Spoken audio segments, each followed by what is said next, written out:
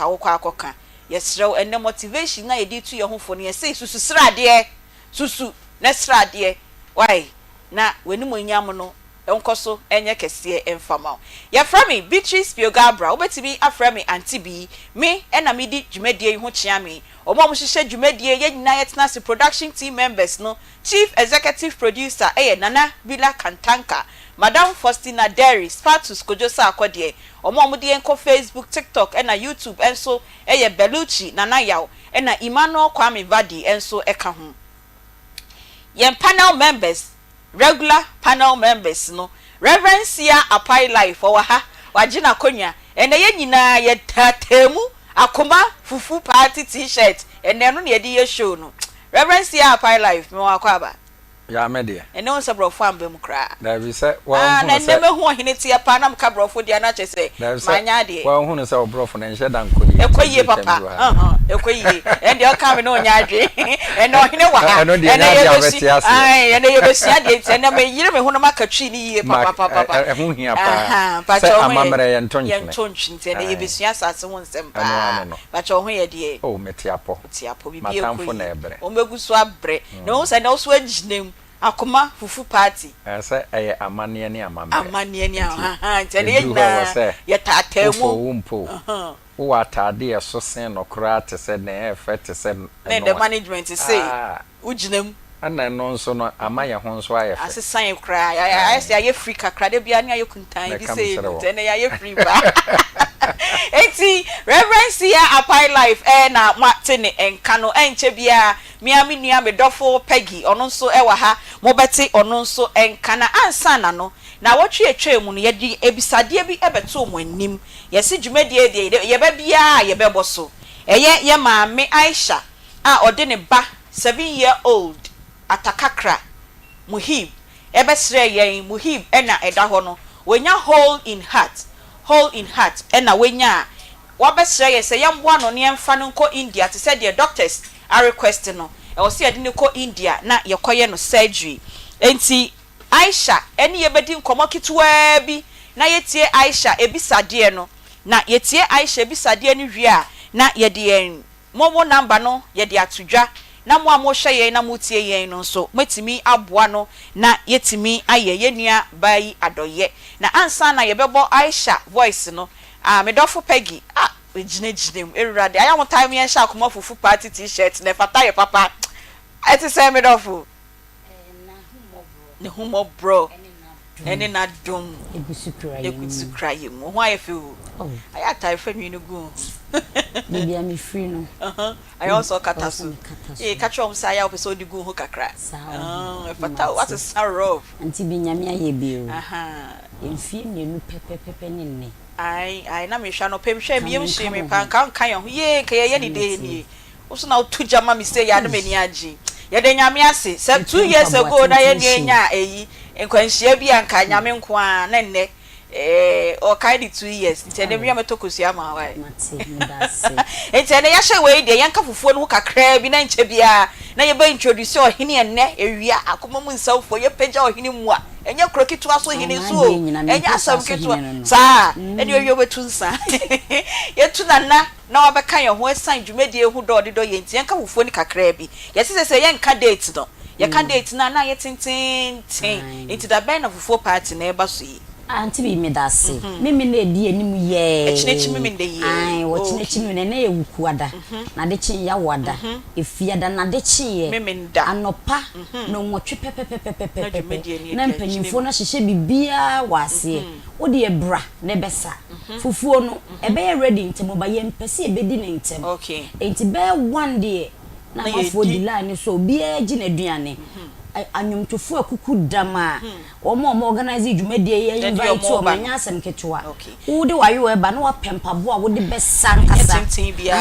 teti ya betimi dia sa yesi de ohia ne ayowa yesi wo anfa ayowa ma aduane no ye mma yo ye da so papa nti eye Peggy na Martin nka no enche bia na Queen enso ebet na se na Martin Queen so enka ansa ne yakọ hene no we need dem introduce na chese ye the program no tado eye Betty's Kitchen ono na ye aduane no e de abrayen owo Freeman Hotel hwa na Betty's Kitchen ewo Stay Bright Chop Bar ono so ewo adwen kwanta oye aduane ni bi e de abrɛ ye memende edi yanim ya na Sisi Chop Bar ono so ewo Tano so Confidence Eating Place ye chie ya dakodwom na ono so ewo Overhead View Chop Bar enne mema no mo digital room ono akodi banku bi wo ho anya asem ketwa ono so ye chie ya Akoma FM ye chie ya na Overhead View Chop Bar also ewo na After Hours Chop Bar and Drinking Spot ono so Aloga Airport Road kwan no so hwa railroad crossing no hwa na After Hours Chop Bar enso ewo Mema Queen akwa aba na yehu so ono so ota Queen dey forever young why fe osu ginem Akoma FM fufu party 5th anniversary so bonchen ya sisem enne ya sisem ya ye casual na ne ye dia bra nyina ne se ese nyame ya adom a memenna ye di fufu ye di 5 years so hwe ye shirt ni nchem hanom se Akoma FM ye ba ye no ye nya 5 years ti ye di ye 5th anniversary no ya mfa aduane bia anye ye se fufu na ene ye Akoma FM fufu party Queen na ho ye de na we kra me da bisampo nie se nya wa wasi agina mu inde ne tesa hoden wo ho me gina so kiti ojina enti ojina so kiti pa that's right enti fufu party ne ka bi kitwa bi e kire omo enne omo hwa ye ne omo tie na memenda omo meka ye ho na afi ye ne yenko ye topic no so metia ye tiefo Akoma mu modern ye mu eden okay se mutimi nchine nipadom anim eye fufu party enye easy eduane ankofo pe kuma se man hai just international crowd na wa enkwan ne yesey ye ni eden ye betimi aye ya no Erade aso ya ma abros ye toso miensa nie ye first one amfa nka ye nye biu second one and five ye toso miensa nie mujina mo na so ma ya de na mse Erade be menhira aba adwuma yi so okay efri se so bi didi no ma obi bidia eye nhira Erade so to ne nsem te Erade be gina so apegya adwuma yi it's a Saturday I can't wait you can't wait that's you be boil it Erade nyakobo Queen na ma ohene asre Oma na asre ya boil na wo hwe ne de ya Queen de abe na wo hwe Reverend ya de na wo hwe Peggy de back the odd one out chief executive producer the odd one out you never to for me twanim pre papa my uncle fufu party sponsors no I am Midima for Herbal Clinic Dr. Time that so grow fine herbal tonic because it makes you grow fine Mira palm nut paste Mira tomato paste and Mira agushi mix Obibini Blackman Company Limited where they almost say ye no munsuo na emu mema na mba bedi fufuo na mba boss ye no so no ha ombe ye mu show sada ni bi ene me ntudi bo mo se me kan chem so ombe ye mu show pa dead seasoning powder and also taste day inside almost sponsor ye Lizzy tomato paste enra tomato so ombe yigu head mbre ne nyasem kuma eni amanie St. Ben Jewelry me se ma ogudie enkasa omo wo afo kwanta kumase ya na omo wo Live Long Nutrition and Diet Clinic omo atonso ahinsan bonsuom Traffic Studios omo na ye t-shirt fefefe ye hye yen omo ene ayama yen Super Printing Works bia eno ane Traffic Studios ombe ye edi amaw adumu Ventures omo wo edum ejaba building hwa na omo wo mo nso curtains papa ene blankets papa na wakoho Upper Create and Art Fashion School Omoso wo Atonsu S line omo sponsor ye bi Ebsab Music and IT Services omo ewo Asqa Baptist Church hwa na Ghana Tourism Authority enso sponsor ye Flora Tissue omo so sponsor ye bi na MJC Foods omo Santasi Runabout omo Bay Melcom omo any sponsors for Akoma FM Fufu Party 3rd edition no na sanya ye share program na simidi kan edit to dwan minim se ya maami Aisha ne voice no aye ready aye pese ye boy no wie na chese ye ni nana e kasa na interruption bia e mamba be twitwa ya na emunti nana bi lampacho aye ready a ye boy ya maami Aisha ohia mboa e de ma ne ba mu hiba wenya 7 years no ye ntie ne kitua bi be 2 minutes bi pe ye beba sese ya etie fo mpamcho me ba mu hib ohia mboa na mesre mo se obi bia o tie wa fidie so eye kumase ha Ghana ha ba bibia mpanimfo se bia ahemfo memu blantie mesre mo amwo pass mo na ohia mboa be 4 billion ne de na po ama o makwa ye ne surgery na ye hwe benkum hwe nifa ebi ni hono nam se me foto sere mu dwa to am se me sere mu a mo hwe ne ndi akwala na nkwansuo go se ye wan tu a o se me hu me di se me de no rush de no hospital ni nyina ye kan se skasem be so so ai say me hu enye o papa so so na adwuma ye den agu ti amase se na adwundwun ti mi chese anadu se obenu nso saa ma de ache so hu ti me sremu a mpamcho atiefo pamcho man penifo bibia do obenu bia obeti ma revo se me sremu a kotodwegu fom pamcho mumboa me na akwala no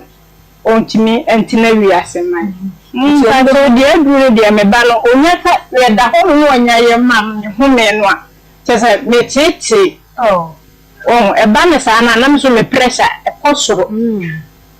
nti eba sa me ko ya na me kwa akotana no ho sa akopim se omudi oxygen na de ombe ye na omudi aye na chese onya hota na ya sen abafi ti me sremo amchew obi pia otie me bia kakra obia obia bombo de ano mboa na akola no onya nkwa me sremo ti kakra me so me wo kan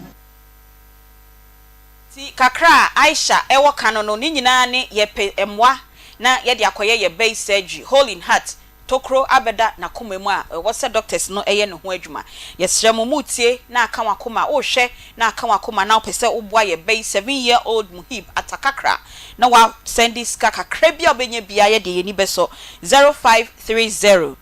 507 849 0530 507 849 edin a ebeba no eye James Agblevo Akoma FM eno ni din a ebeba yedamase se mo boa yen nyame onhyiramo na mesan esisu bio yesi wukuada de eye asase ho nsem nko a esanse asase ho nsem ne yenwie kada ne ye hyase from the basics near the fro e the costro nti ene ye bisa say acquiring land from a traditional ruler ekwan ben so e na wo nyame aye wadom na opese onya asase a eye den ya asase de ye se ya ahemfo dia nti ekwan ben so ene efa so enya asase e wo ohene ho nti eno ho komo nenne ye ba bedi nenne ohene ayenya no e wo ye studio ha sei eye nana bedi ako apia ampam frempon otosum yenu nana bedi ako apia ampam frempon otosum yenu atwema foase hene enenne Akoma mu Nsem dwumadie executive producer wetimi minka se wotu na se o we peja nana mu a na odina na aba studio ha say nana wadamo mpacho mitia nana ohon ye de nkopandaro na ho ye pa ye da se papa ye de nyame ase se ohon ye we de ye hye dwumadie na so ye da wase kese pa che say atwema fo so nya eyi sabio akonwa ketoa na dwumadie hu donti no wabase woni yen ebaba bedi nkomo no enti obi wo ho bekasa atwemafo asokra ne hen na sabio ye ba menhia de na musomo ye wo ho atoche mu kakra ne yensua de wo hansa ye de topic na ba de di kan no meche watifo no ohefo nyina na machia miura asantene on de agise me bo mu a me pejam mu kakra ene pejam mu a che miura asantene se me mani mo ne yo se wa peja ahini ma ahini ayefe se ahini no obia epimu owura nyina so ye asantene tumfo se tutu tosme no kasa abebio amachia asantene ma so okay misumira no me de asantene ye me se miura mesuma asantene ma sa suma asantene okay asantene transia mitimu bi asantene ma so transia mitimu bi okay sa no miura asantene ye me okay na ye ka se menhia me wo asantene foku nifa foku okay okay na asantene ma so kane nanka me wo kotim so asantene ma no ono so no foku ne emienu kotim so ne nkonson ene ye wadi sua pa o kane na me wo kotim so okay na yewura asantene se da bi ode me free ni ho eden pa be ye mbrempom no de me ko nifa nti na wada ma nifa fo no moye de we de kire ye ketua bi ai na de ye mpam ye mka de tie ni se ahensam nyem bia ne ye ka na de me kan kakran se de me kan kakran se e ka se nifa division na ke se asantehene wo transia omo no mo dwendwene ni kuro ni man ho ni nifafo ene ye yenya se nketwa ye da se papa na efuanse nso wano firi hin na ekopim hin patwe no so betimi a che kakra efuanse de mekanze ufiri kuma se kwa bafa sofulai tachima denchemoso atwuma twede na odu efuanse okay ufiri fuanse na akote bona afiko bi secondary school no ewo no okay te fuanse na ufiri na akọ atwuma table mo okay yo ene nana ye da se yo de odi amayi enne ye se ye di asase ho nkomo wadaro ma wa wonim ma se ni asanteman de asase de ye kan ni nyina akowie opim so hini honom na anyambia asase ye to de etie ni se asantehene tumfo ba bia ni tumi kopim nyina asase na ye nto okay ya de maw no otusunsa se transo emeribi sa ne tete obi asantehene na sa ne tumi kopim nyina asantehene so ne tumi no ekobona hafo bro east ekwa kopem sampa so mote se na ha ukọ Côte d'Ivoire ba bi kura asantehene ni nkrofo ha ke se ne tumi ne ewo sa ne tete ba bia asantehene eya asantememu no yento asase yento yetunsa na nansa tuo na no ne sika na ya gye na na senga ne nsa de no ansa minya shina kwa kotoa mi bia na ka be di abremu nokre akane no tete breso nsa okọ ohini bi se okope asase na jawabo ujali bia wo de shinap na de beko okay na wa kire obi na nsusu iwiase ahede asa na de nti asantehene onye ne sansa asade kasa de ya to no ene ma ho receipt saase so ye ma receipt wa santemem sanity ye ma allocation paper che allocate amount set tra receipt okay sa ade a ye to ene ye ma receipt which me asase me se me to me ma set na ho enti ene utie na wa santemem hanko ade a na se we bi asante hene na saase so te e wo region fofra ene ye se asase ye nto yesu ade ene we first lesson asase ye nto na se me pese minya asase we say ye nto nti pese minya asase a ohene e kwan ye wo se me fa so na me be hu na me de me nsaba na o ma bibi kakra ne de answer on say question no busar answer me yi no ma me cheche we mu kakra patcho you asantehene ewura opem so santimamu nya asase no odi ama na man hene okay ene na brempon okay ene na tano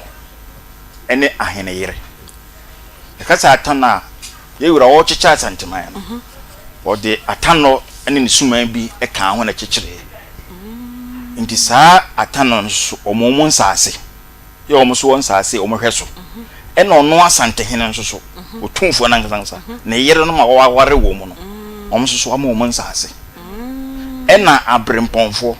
nso ama omo nsase ena aman hene so ama omo nsase na abrempon ne aman hene no nso so da montem ntonso ye da yentem ye be kan say de be kan bro de cobro me kase we paramount ena we divisional chiefs okay what you say enti no aman hene no wo ena abremponfo nso nti o ma ode nsase na ma wo mo yes mo ye nan ena aman hene no so wo mo mpanyifo abremponfo nso wo mo mpanyifo obi o aman hene nkro bebire hye nase obi so ye abrempon wo nkro bebire so hye nase o mo na aman hene no de ne efre bi ya abremponfo ene bi so ye adikrofo ena abremponfo nso de ne adikrofo okay ya ka so bi de odikro so odikro no chese o hwe kro bi so ma ohene bi nti dikro bi ani asase na emu wo hwe asase no so ma ohene bi brempon bi ana oman hene bi sanity okay yo enti na afi se mepe nti wo pa asase dia ese ukọ ohene ho ohene na fani se wo pa asase wo efuase eni kwan se ukọ obia ho ese ukọ ahemfi Okay. Ana say ebi a obi se me wo masase bi da baabi. Me pe obi di amana. Ehesa oni nipa no ekọ ahemfie. Samon. Sa. Se bia me wetu nsana ma me dada. Ena me tu nsana ma dada. Nti menim say wa ma me allocation paper ya o kan ye. E wo me ho. Na afa bibi nti. Me se me di mo obi a. Se nyanka wo waje me nsa dada e di eni kwan se nsa ba. Eno kire se wo kọ nana no ho okwaje sika foforo bi. Se ono na de ama wo. Nti wodi ma nipa foforo no. Eso ye relocation, bekan relocation o se sakrata no ko nipa foforo na ade mani dim. Na mani dim. Okay. Ha. Na de ntia meka se o pa se so ko hene se. Nipa bibire yem fon so. Ogohie obi a waso mi wasa ase wa. Obaji ni sika fere opene ohun no. But o hene de ukọ no ho a. So ntimi nya o hene o ntimi nya ni kuro no. Eni ahemfie na akọ na usiga ni nti onwane. Ti nipa bibire jinsa ase a omo mfa kwan papa so. Ti afere mbewie na ayasem. Na ise intokwa bebrebe yi ene se ni bebrebe wan be ho ohene no amfa procedure no so na ya na bi mo so wada mo eni ahemfie ho a omu yi omani se bi nim se ni pass mesi o wa ahemfie oben nana nti ene e right way se o wa ahemfie nko a no na ma nipa bebrebe ko to adwa mu no se onim se dipa no wa ahemfie nti debi se onipa no nso wa ahemfie kura ene ne nante nko ohene ne ho. So, sebia wako hu se obi e friend kwadwo man no. Ota didi wo hena chi. Enti wo do agye di se obetima aboa.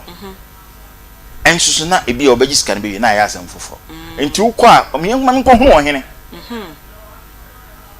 Na uko hu ohene wie dia e de ebiem. Enti ohene ne maba ohene ho no. Na me se me pasase a ohene no dan na ohene ne be demand e free me ho. Ene den anamontuo na yebetu ansa na ohene na ka se bibia edimu awie nti acho se allocation paper we nti allocation paper ni ntiji de di kan no ukọ ohene ho a se o pass asase ohene bia no obebusa de odi asase ne yede eye asase ne bi wo ho a residential ana ne twi no ya kamorofo na waka on twi no duru ba bia na rofo na be ka na pai life ne me kuye o so ye de ye ba be fam ye tie ne se ebi wa na u sidan a wa odu ti beto odu sidan ni beto ne nye shop na say offices we are a commercial factory ana say school tie se obusa no ohini ni bisa obusa ni we a na okanse bia me pe residential ana say de sidan de mitra tuma na wama wakora bi ana wahenkwa bi ana opanyini bi akọkire no sase ya available no akọkire no akọkire ni bawie a na waka kire nsa ensase na obetu patwati ase obetu nsase to nsane ma owie a na watwa side plan ai kire se na sase na mefa nse 14 block A so obetwa ama no oye ohene ni betwa ama me na no obeto asase no na na o se yento sebi ma no ne fom wo beje asase no na wo de eno ama no te na me na hunu se sase ohene de maame no edaha okay if you say ni be bere timi ji obi sika on kire be bia asase no krada enso no wajiska no na enso nka nie de so di kan ko kire be bia asase ne da no no hunu se ope obi su timi ji sika no ye wakọ na wakọ nsuom na afi da ya asam foforo nti ese o ma na udi kan akọhwe na o hwe wi na o pa okoma dwo no so a o be kan say to him say mira madaroma mepe no aye side plan am say the o ma system o mo nye no block bi say the man street names nti bi o be kan say 14 Nana Bila Street. Sabe pepe. Okay.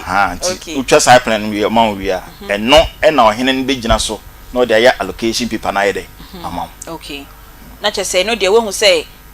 ne kwan so. E da hidden e wo hidden nsem. Okay. Yo. Na ye ba say wo dia ama me awie no. E bia na menye sika no dia abetu nsa no. Metu nsa na awie. Wa allocate e di ama me. Boso me sen enfie sen ena wo say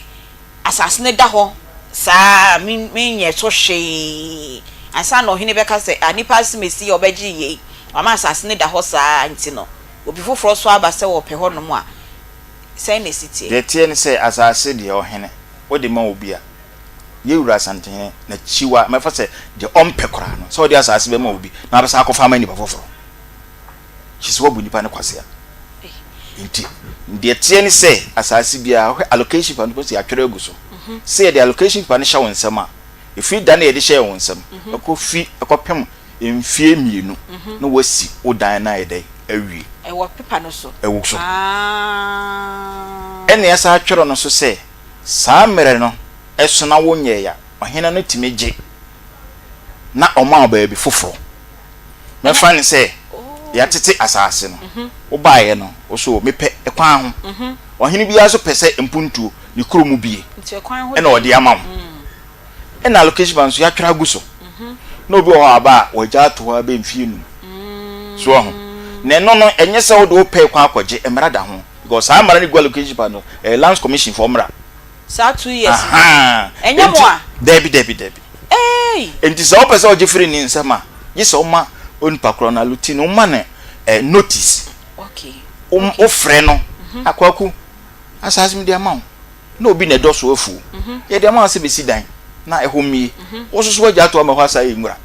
ade ntra ebi obeti mama obi a obama reason bi a bi kra na ne bayare ana se bi a otu kwan ana BBC nti na mena ntima anya ese onya abotrema okay na ebi to a obi wo so abeka no be frɛ no na de ogina na ogina ese o ma o lawyer etwero no say ye asase a eye factory odi bisi factory na company bi so a eno na asase say eye kese sa na ansa na betim dia ma obi no ye de commercial ko asase no etra 1 acre pe esa wo hene no wo de ho nhihye ekoto asante hene office asase no tra 1 acre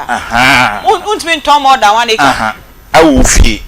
sante hene nhye no untimi nton wo fie e wo say ba ayi be hia eko ni wura ne ho sa asante me ma obi ani asase o ni nyira ya sante hene dia wa kire okay enti se wo pese obi se oba be si bia factory bi ho one ne ka ho asem wi age se wo de ko asante hene office because factory there definitely be bro 1 acre no tie ho na idea asase ni wura na nkasa na ni tuamu bi na ni wura asante hene ono so na ade ne dia wo yi ni chefa afi asa na ode mo dia yede amaye okay oi asemo ene yedi asase ho enkomo so kakra ya ken okra won say asase no enye bete asase ohun asase wa no ohun obi akeke bia say me wa asase da ba bia meton ye nto asase especially say asante ne asase dia ende ene nanam ye nya ntie say ye nto asase ye tunsa eti wo kita ska chance makra na de kwa hifie nko a ye nsatu enye sika na o de kwa wakotu nsanwai eti ayo mu susu njan matasas no onto hui wotu nsa na asante hine anasa ohine ama o asase kakra na wayo obibi kakra ewo so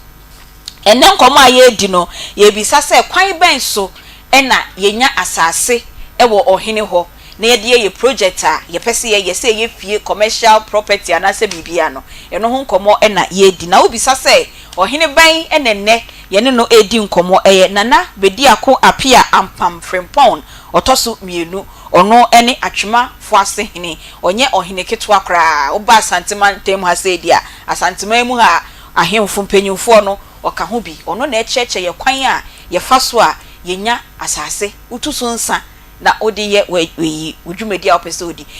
na bebia waka ma na ye me depa ne sa 2 years na ya na ewo allocation na site plan na okan ye no eso say allocation paper no enya mo na matro so say 2 years ye ne ye de hyamu Debi de tie ni say Ghana ha ye nanana mo no no fa ni say kan say tradition ene Ghana mra no ya kan bom enti ye nanana mo ye nhyehyɛ no aban gitum na aban so de ne yesu ye gitum okay enti se wo de asase ma obi a na 2 years ne so anye cho fit break ma fa asase there bi ye nye ne sa ohene bi obeye se bi a che so ohene no o ye pese min kuminya ontime fa ne pe o se me na mato na ada o ma ne ehunu se wo de man se o mesi dan no ma ho na ye nwura obo operate me tunu fo se o medo so so bi obeba na o se na bi kura me ba yare intimate man si dan bibi nti amode no na manant so ne kododo ho na ho nya kama okay okay se o pese e bi e cha gise o bone nkaye ansa na eno akire no kura no o pese ofisa ye notice board na adia kosi asase ni so ama ohunu se baby o de man no o man ate akem okay you to fit preko na farm obi okay David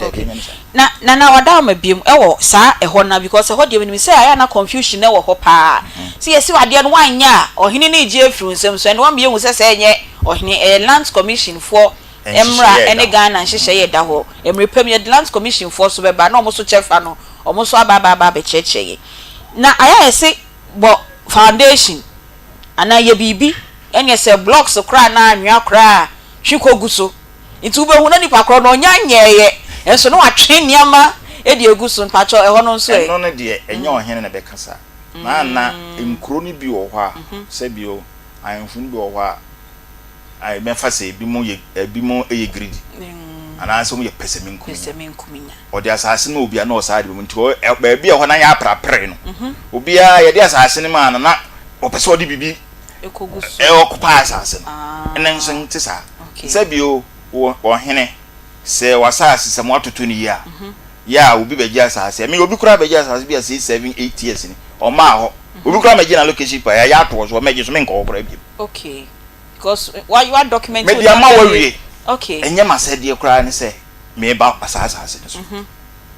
inteno sa no 2 years na enwe no ewie no na me ka se wo ye ohina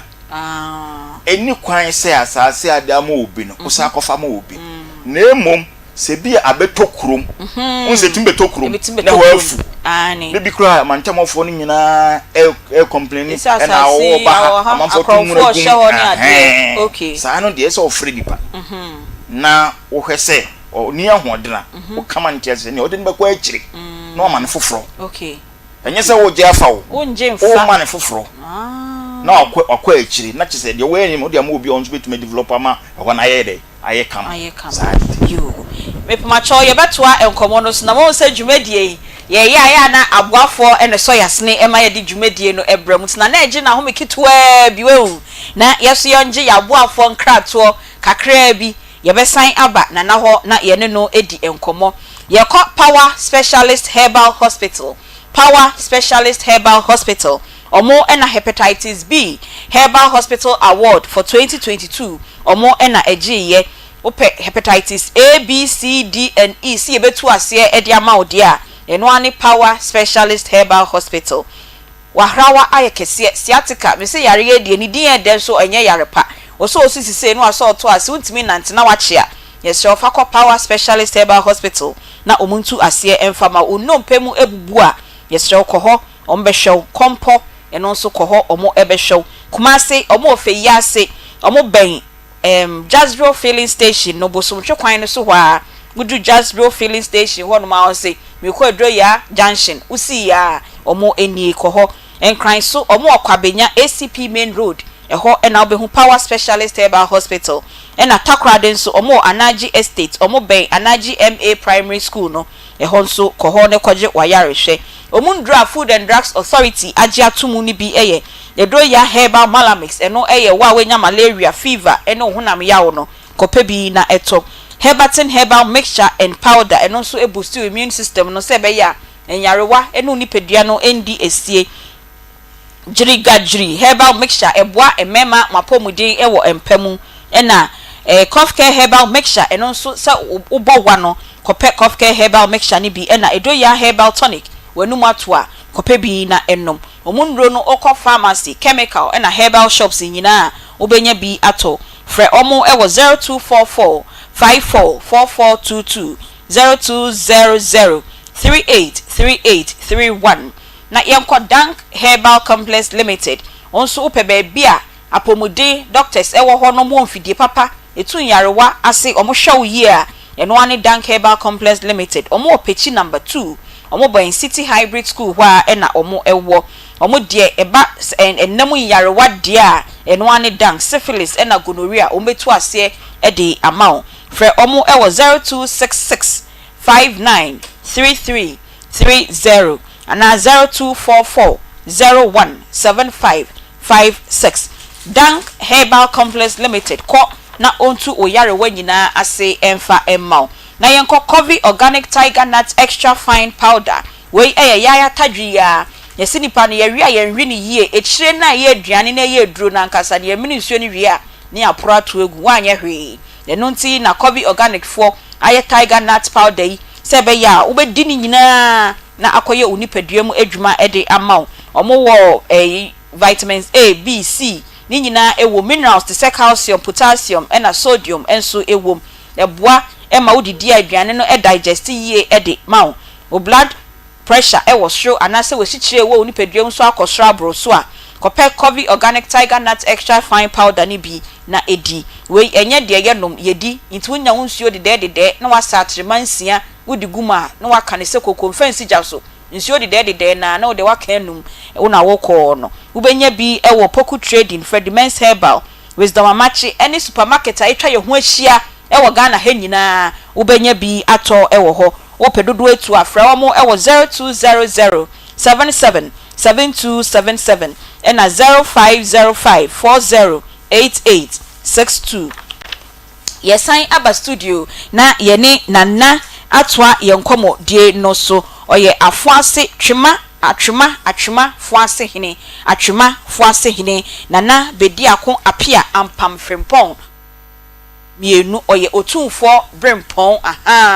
otumfo brempon nana bedi ako apia ampam frempon otosu mienu otumfo brempon ono atwema fuase hene yedi nkoma afa kwan a yefa so se ubenya asase ewo ohene ensem eno ho komo na yedi wodi kian ka se opa asase a asase bia wowura na asase ni wura no eni ohene no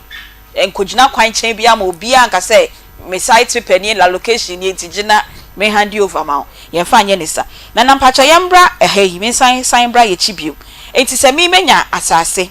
mwaye ho nkrata nyina edi amame na bibi nti se me se me san empe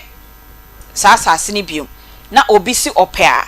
pacho process no onfa yemfa eho ni biom kakra se be ya yetiefo ni benya ho entiase ni yi. Okay ya wono kakra me kan se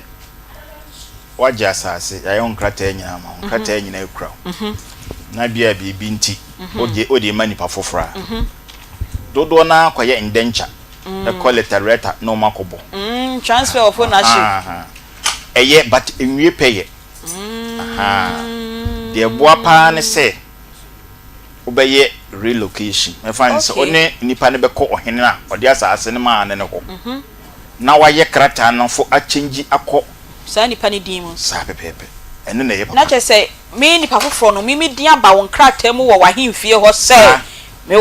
me nya eyi betu nsa ewo asase so ana se there be what be relocation no eno nyensa se asase no utu nsa so foforo na mum ebema wo din dada na ya paper free okay mim se oba asase ya beto bia o me computer so me asa record document ni ati no mu awode o computer so no allocation for na me de ma no me sa on copy sa ho okay enti wo na ye de ma first no ye beje wo de na wo de ma obi no afri mu nsem ne ya foforo e de amani pa okay na wada mo eno so mitu nsa na se ohine ni de ye ma ne kwa se bi o mami wo ko se letterata kra mo krata mama so ba ji kakra nti de a nsa kakra de o si etu ba de nya se bia ye betwa bo kese bia ma o se okay se de o koje asase no for okay yo na ya ti ase na ade ba ko esan twetwe ye aso maba na na fo ase hene ho me fa wonya example we de wanu susumi na so wa ko chichichichi bi ni nyina ya santima ya sase ena ohene na ye bibia ma me ya media enti bi de minim se anya meti asase so ana me ye bibi kakra wo so na sa ohene na menya asase no wo ne ho no wa frim wada ne bonkum so ko ekura na ohene foforo aba oso mo amutima asase so nyinda obi afa ne krata fam brebe na de na ya mo ye sei no Mame, eno no enye sebio yewura nhyehyeye no. Se obi eyo hene ofiri mu. Yesi na na mu. Wose obi amfa ne nkrata mra. Nye yewura nhyehyeye no. So hene dada no, ne yewura gini tum. What you say? Na de ane tama ne koba saa ne se. Me de me de be yemfato. Abra mi wura sante hene ma me kwan se me nkohwefo ase. So no. Me call ye na allocation people ukrumo eye 5. Pacho say allocation people ukrumo na eye 5. Wasa se kakra ka nyine. Kire se there be. E sa me chenti asase wo de nyina allocation people per 5 and 1 2 3 4 kire se difference. Okay. Empanyifo dada na mo ho ne bi afakuntan se eye bi. Okay. Ohene ne wo faase enso ye bi. Abrante bi wo krom ho onso ye bi. Pachon de mention as enti ekro ba ko allocation verse 5 ti de hin na ye genuine. Okay. Na me de koto mi wura ni. Em wura se ne sam na nye ba ko. Pachon ti ase. Sa na ese ye fro obi a. No obi aden de ba. Ni san nyina na eye ba ko. Se ya se bi obi ohene bi firi ho na ohene ba. But I be na ma ba ko ni firi ho. Se wo ba be ni yi. Enti so so ba na dada de ohene ye ndada na so to so dia se ne na wa makora na nkeye enti mi ba yen hu se enoma wo nyina ha no ase obi ba wani ma sunu people allocation for the beba we do the beba sunu nko we do the beba sunu nko na ese me de koto mi wura ni on so na de obeka no me de be ye adwuma ene sankrata na ni nyina anye ba ko so ene bi wo so a na mantem ho no twitwiri akoba ho we si ha media se koba saa ne so a na se yewura de na no to so na o kire se bia eye wo hini we na ye ne dia ene so yewura timani pa ntumi se omo obi bia wato mefa nse bia na nabira eye ohene one ne bohye wo ne yi kwen so ebohye na afi obi awurawura ba bia atoto na basa ibi oso na akonwa bi so ada na ohene bia ni ho na kromofo no obi eye de ope obi atimi fast no ton we fast na obi aye ne de nti ohene foforo ba pe gise ohwese bibia e wokromo bia e be to ne kwan pa chawas mase na Matias if you say ebi wo ho a wo be ba no na me de me ken ohene no dada no ne wo fast no wa ye ne se obo mabusu adini e na ode asoso na ode ton sase what you say eno no saa no eye papa wa okoto e ne kura no wuntimi mfa nkoye list wa asante hene fie because kwa say adini no eni ho edidi se me ye ne ye mam na wati makoye list okay so ena ohene suma allocation paper na enu epeye wo eno ne beba ho e wo question mu ani epese e wo question na ye hye ne kakra e de ba nti no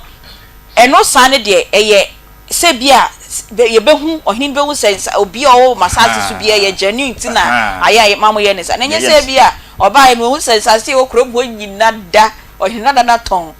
ayi on ton wo de ama kofo etunsa ono oni hwia obedidi ho nti ne fa pe pese brem na san betunsa wo frobium yewra sante hene ompene so sa nemum bibia ebesi bia ana ye obotaye bi okay Pachote ase. Okay. Me ye mfato bi ekuro bi efre ne bomfa. Me to ende ho asem bae. Na ahemfo be 9 obi ye pre asase no. Ene ewurade ma committee. Tu ye mu hwehwe mu wie no. Na committee no de o mo report bae. Na ewurase ono de o chiche na santeman no oni ba bi obi ate. Ono so no ye na ade. Se ho de me de ma bomfa. Okay. Tina chisa ahemfo mo tonton bi wo ho apasabasa obi afon nyina no. Se bomfa na ye de ho na hye ne nsa no. Obehwese bibia ba be bomfa. Pa chawati ase. Okay. Enti no na ese obi o ho bia no. Ene ohini bi wo soso a na me de be yemfato. De na o tip me odi me makonwa no. Na onye my busuani anam han se na oye akonwa ne ba okay oti ase ena bibi nti obedi akonwa ti ewura hwehwe mu na odi akonwa ne to abusua na akonwa no ede ewu mu no wo ba ye no ye mu nkunta bi ankyerɛw se asase no hinda dan de hama ana wo de hama unhunu patro ti ase did you so free nipa no okay hwe ya ba bi o hinda dan de ama obi no wo so be kwa komo obi na me pasabio nipa kro na ye bibie esi so no kra otimi side obi okay so wo de hwe se aha no ye de ama ana se ye mfa man what was it nti ana situation ni na nya de kro ebia ni de enti e ma oni no eyesa ye de ana efu sa ya na mo peska na aje debi sa we de hwese me de kro ba ko a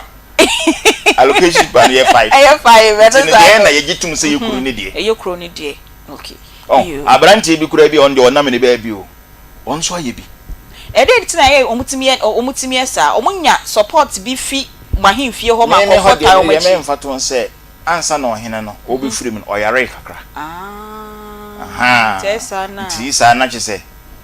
kona fast fu abem okay yo etina nei wa mame allocation paper mewie asase na aye me ni mebusuya dia debi sa se medical asase yen ton ye kasa allocation se mo per additional na mo per allocation ya allocate ya kakra dia ma se fa ye obi je se tran o mere bi na me na me de mo hene na me de allocation pa ne ma on ko na me nkyere wo da me de ma wa kopem je se wo de komi wura santan wo eni ni frɛ ni list no na nei what you say na me bo enti wo allocation na wo be ma me no enkyere wo mfie do a wo betena so sa sanity sa asene ohene no anya dia enti wo ntimi kan jam say dia ma 2 years and 3 years ye wura santan hene enkwa na betima kan kyerɛ sɛ akosu ya mansen asase a me nana fo asahene de ma wo no me mo atan so mfinhia aduosia ana mfinhia aduowotwe ewo enti me nya free ho wie a allocation na odi ama me no me nya free ho wie a na me pemfie dodo a metimi atena asase no so a na wo se me san tu ana mo fofo komenhia santehene office okay na wademu pacho hoso na makoye den eno no kwa omosa ma akọ lands commission na akọ register enya title so form aban enya asem kuma na e ka ne sa no se asase no enipa nim hunim de enti no eno ane se enti na enipa bibiri so timi ko asase ho no obi wo okora mpo asabio okono hema na side plan no so wawie side plan de na se wondru ba bi akra eno the side plan de kire se asase ni da okay enipa bibiri oni se ohema side plan wawie na okọ enti also onya site plan wo hene ho onya allocation say hana ma allocate the amount na pacho site plan for the benefit of omomutie ni omohwe ye no site plan no any allocation no enso ye be na dem ye ntimi ye ni nyina mbom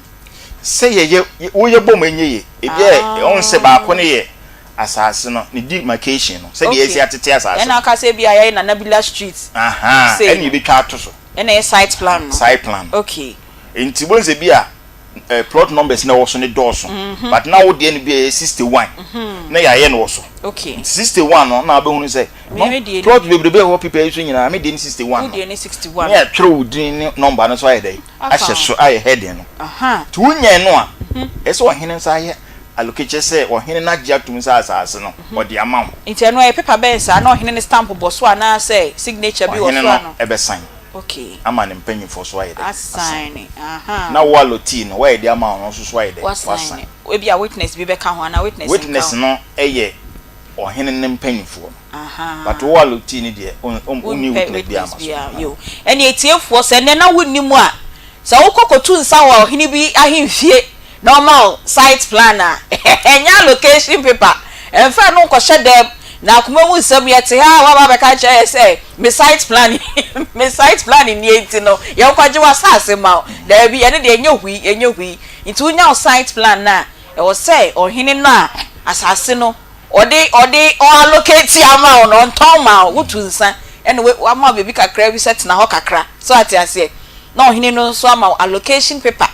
ohene no be sign the mpanyinfo council of elders almost assign na me so makotu nsa sika bottom ma me dia kotu nsa no na me so ma sign na chese we nya allocation paper na so kana no menya site plan menya location paper sa sin ka mewie ho say de tie ni say yes say wo si dan na ye bi ne yankopon anim a onye hui okay asanteman mu so de ye nyime me si amete yi me no kan say de meka sa asen ye me de o but ya asante na ndia okay me hwe soma no o hwe soma no pa jo say enti me de mo wi a de be me na wie peye no na di mu ye ni menhia wo be hunu mfidudu a ye setena so no yes what the comment o de comment na menhia to aka cho say land commission na land commission so register wa ben mu na fe de wetimi aka say we ye de ama me fie 60 years na wada ma asantime ma ya ohini tide ma say ana bibia ne sen you see ma ejina se de esi obi de obesi dan a obedem no o se de esi de ma okay ene de eye factory company no ense o de ma yo ene yesua de wai yesua de se akoma mu nsem dwumadie no eye abenkwan na ni se we light soup de mokoni je ne ni intos keke no wakeka kwani na waye light soup na mo abenkwan de impurities won pa sana ye dwumadie we sei no ete yesi ukwada de ye de ka asase ho nsem kwante ne minim se wa wutie yen ene wa wo hwe yen se wudi mu hwe kra na de wo site plan wo allocation paper wo lease processor e wo say ofam enti obi ma site planner mesro unwie na fe wa de aba betwema so se na mo site plan na mo site plan there be for process ni nyina mu we eye from the traditional angle emrepem no ukwada ba ko bi nso no ye de landfo no nso ebeba no mo so a kire ye kwan a aban mu nso no e wo se wunya wasase na edimu edimaw ye besan aba na hobio na ye manage na ho meketu bi na yako good morning herbal mixture na yenji edro enom na entu yen yare wanyina ase emfama yen woni pedua ne eye oya siatike na ase piemu a he yare a aba eteti yen panyufo pa ye se okope good morning herbal mixture ni bi eto na enom etu also ase enso edimaw oba ubu nsa na enkoyie ana wote yawa eno ani good morning herbal mixture and pressure diabetes kopebi na enom for Dr. 3 days it was 0246 594117 0246 594117 na ehwe enipa yamba bubo mu din mu amowo new adubiase kwan so ekone de eho de bebia obenya bi eye first over the counter or atase enkwanta honorable sakode or atobiase market wa Mr. Kwaku drugstore ono nso ewo adubiase Mr. Jebi drugstore o fumso ena Francis Mensa herbal ono nso ewo new adubiase na afe ye ko MJ foods se open nsuomu nam a eye fresh pa enche fridge mu encheye na anunsuo no aseya eno ani MJ seafoods ko ne kope enam a mebebo so yi ebi ewo ho ubenya cassava fish shrimps prawns fish fillets ubenya bi ewo ho fish slices ubenya bi wo ho octopus and dem ho an mani age eposna kotobi lobsters oysters tilapia enam bia wo pe bibia ye fresh de eno ani MJ seafoods omoye delivery services so into ye hotel restaurant na se ankra na open nam papa nsuomu nam papa de a eno ani MJ seafoods omoye delivery service senior medical aka no kuma say for omo number 0249 479 120 0249 479 120 na kopen nam papa neri ena enkran enso omo number no eye 0246 302 043 0246 302 043 omo ewo enkran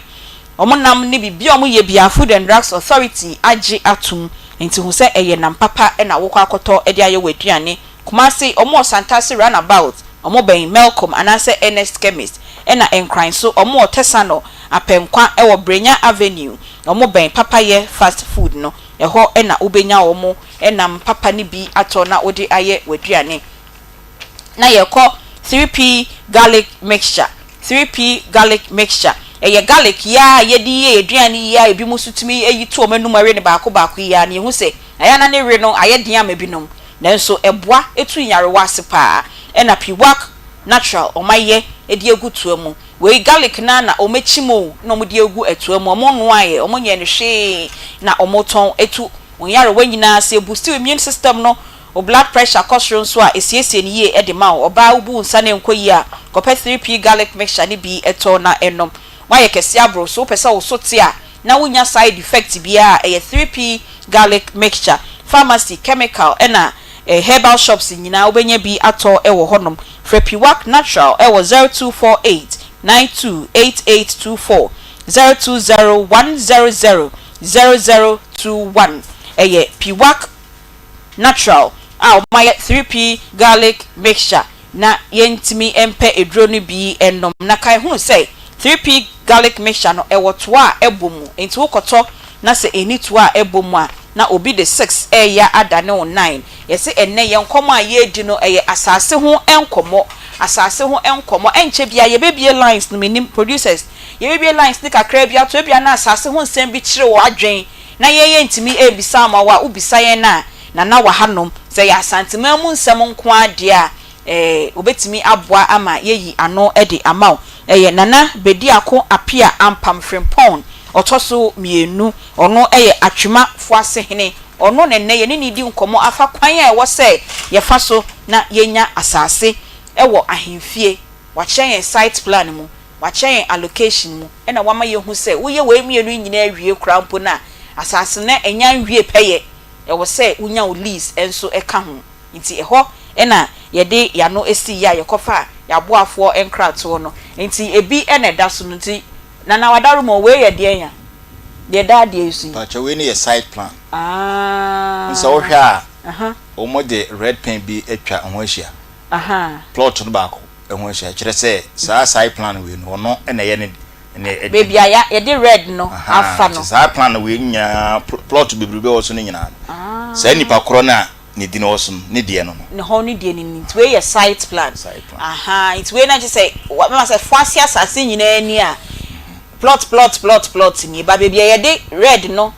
afa no eye na me a mabetu nsa no eno na ye me dia modi ama me sa pepepe me nim se wa allocation so we patcho we so ye de ani a kuna do ya doms two lands we so ye allocation people no okay say ye de anka mu bi ni kase a na mo kan anka mo hu de me kan wo so beluchi patcho obetimi ama you close short kakra. The allocation is made subject to the following conditions. Sana mhuni kakra. Okay. It's been allocated to Mahamadu Sakina. Sakina. Okay. That the allotee will pay ground rent involved. Okay. So when the allocation no. It is a kind de mekano. Can be once won the mekan. The allotee will within 1 year commence and within 2 years complete the building on the plot. Hey. So on the way near Fonse dio. Anya Fonse dio. So on say that the Kunedu Yadoms too reserves the right to re-rent on the plot if any of their conditions is not completed and are complied with. I shall be grateful if you take the necessary action. Okay, it is a whole redo when you now don't set him as here. Now after 1 year or 2 years no so unye hwe wo so a e na o se obetimi e de ama obi fufuro na me chire mu se so wo ye ohene na enfepere ho enfam masa ko komodo enfensa mi enu ndidi enti no obenya abotre no afre nipa no nipa bi wo ho obegye no bi kura se bi esi okay nti wo ntima enya ahode anye wo se enu ntima fa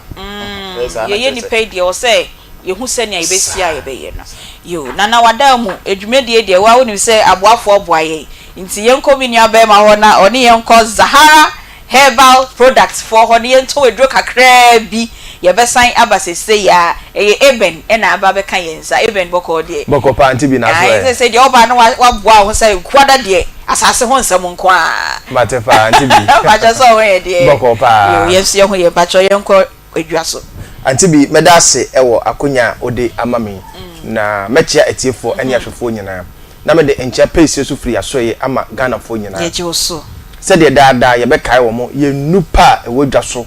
a ebo adasa ebo afofra ye frɛ no Zahara Mr Zahara G capsules Zahara man capsules any Hindi herbal mixture no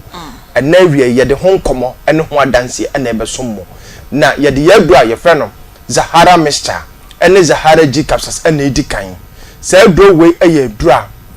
ebwa odophobia den tina make asa odophobia ho on otowa bo se weak immune system ne nkomwo na wo no ho no emre wo so no nko de bia yare nketenkete ana hanadwen wo so woda sesa kakra bia wo so ewan nketenkete ono nko de bia cold ache no ono nko so wo so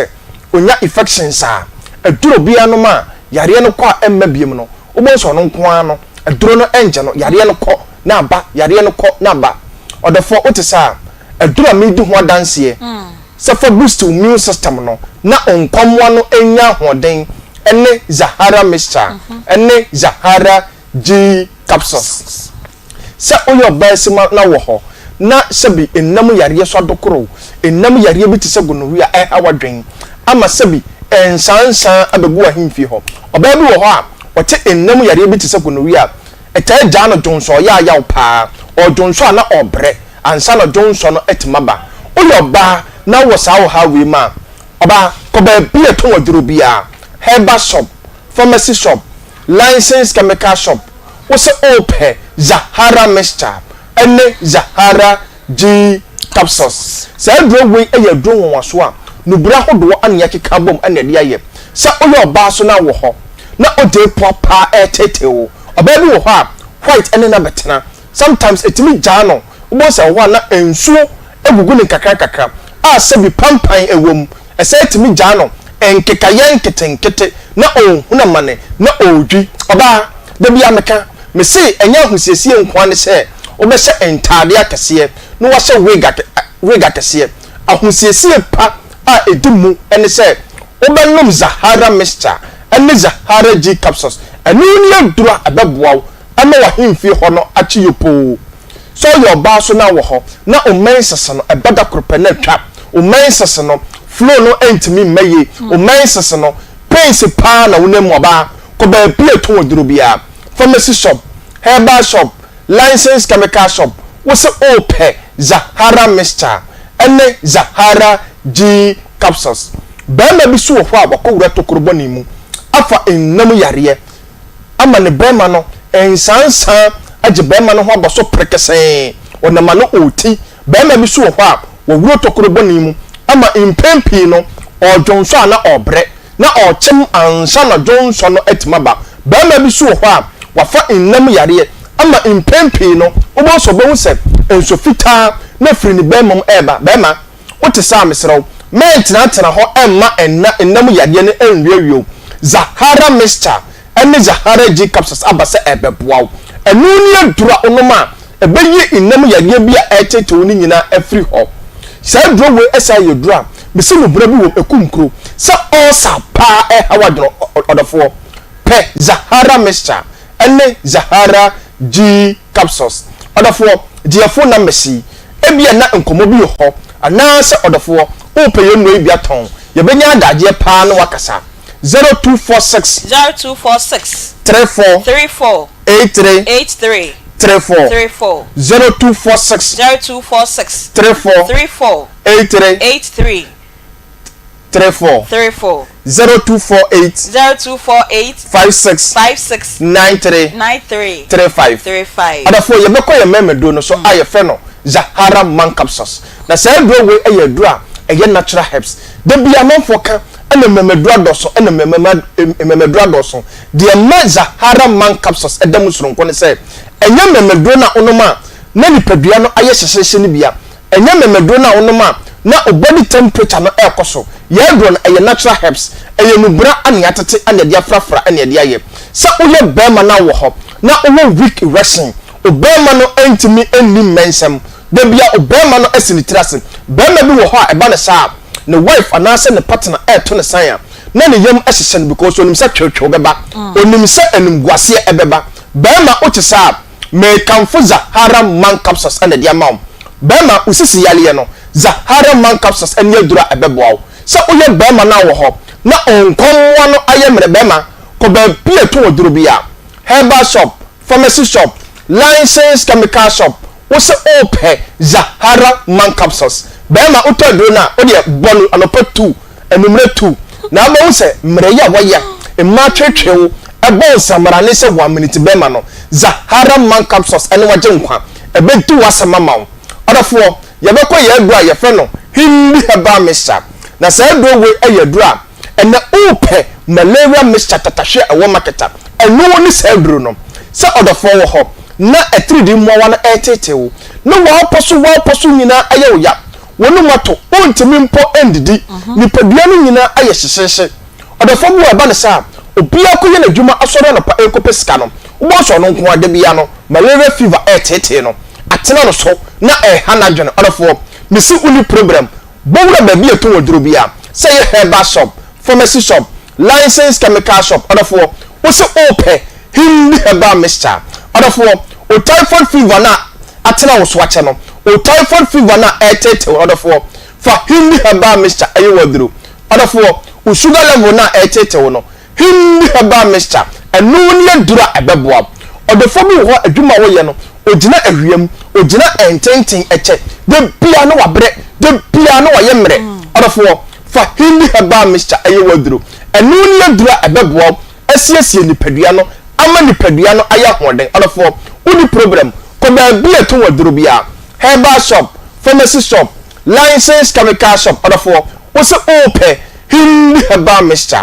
na anoma yale bia hawa dwen no ebe ye firi nipadua no ama ho ato odafo sade phone numbers ni bio 0246 34 83 34 0246 34 83 34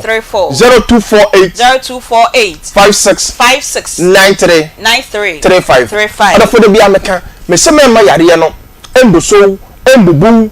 enka ho nto ho ansa na wakope karistic nupa me se ye dia bedwa so a ye fe no Zahara mixture ene Zahara G capsules a ye di ensuo no ananom capsules na ebo odofobia boost immune system no amopom de no SCP esita asa abo odofobia abo atu infection bia se se gonorrhea ene Zahara man capsules a ebo be ma bia me se ne mantamu ye bono samrane se ontra one ene hindi herbal mixture ene ofoba bia malaria mixture tatahwea ebo adasa ebo afoforo ye nupai Ghana ha tokro bia mu ya tu inu na pete ho into the for bowura ho na otobia me sha obose nyame de mu nti obeya danse na obeka se charistic edo no eye me da se anti bi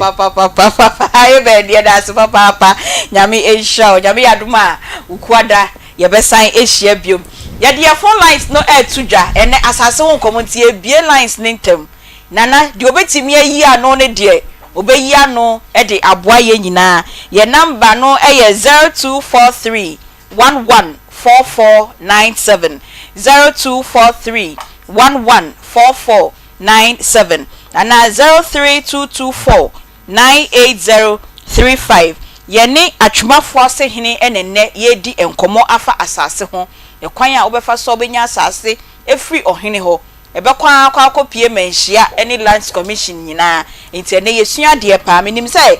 wonte asante hene asase sumpo a ende wo hu se wo asase a enye obia ho kekempo ene wo se woto asase ana wokoje asase efri honom eye 0243 114497 03224 98035. Hello, good afternoon. Good afternoon. Me pacho udini baby a okasefi. Me friend is Nsem, me friend in Patuom, pacho yeti o. You can I say no no.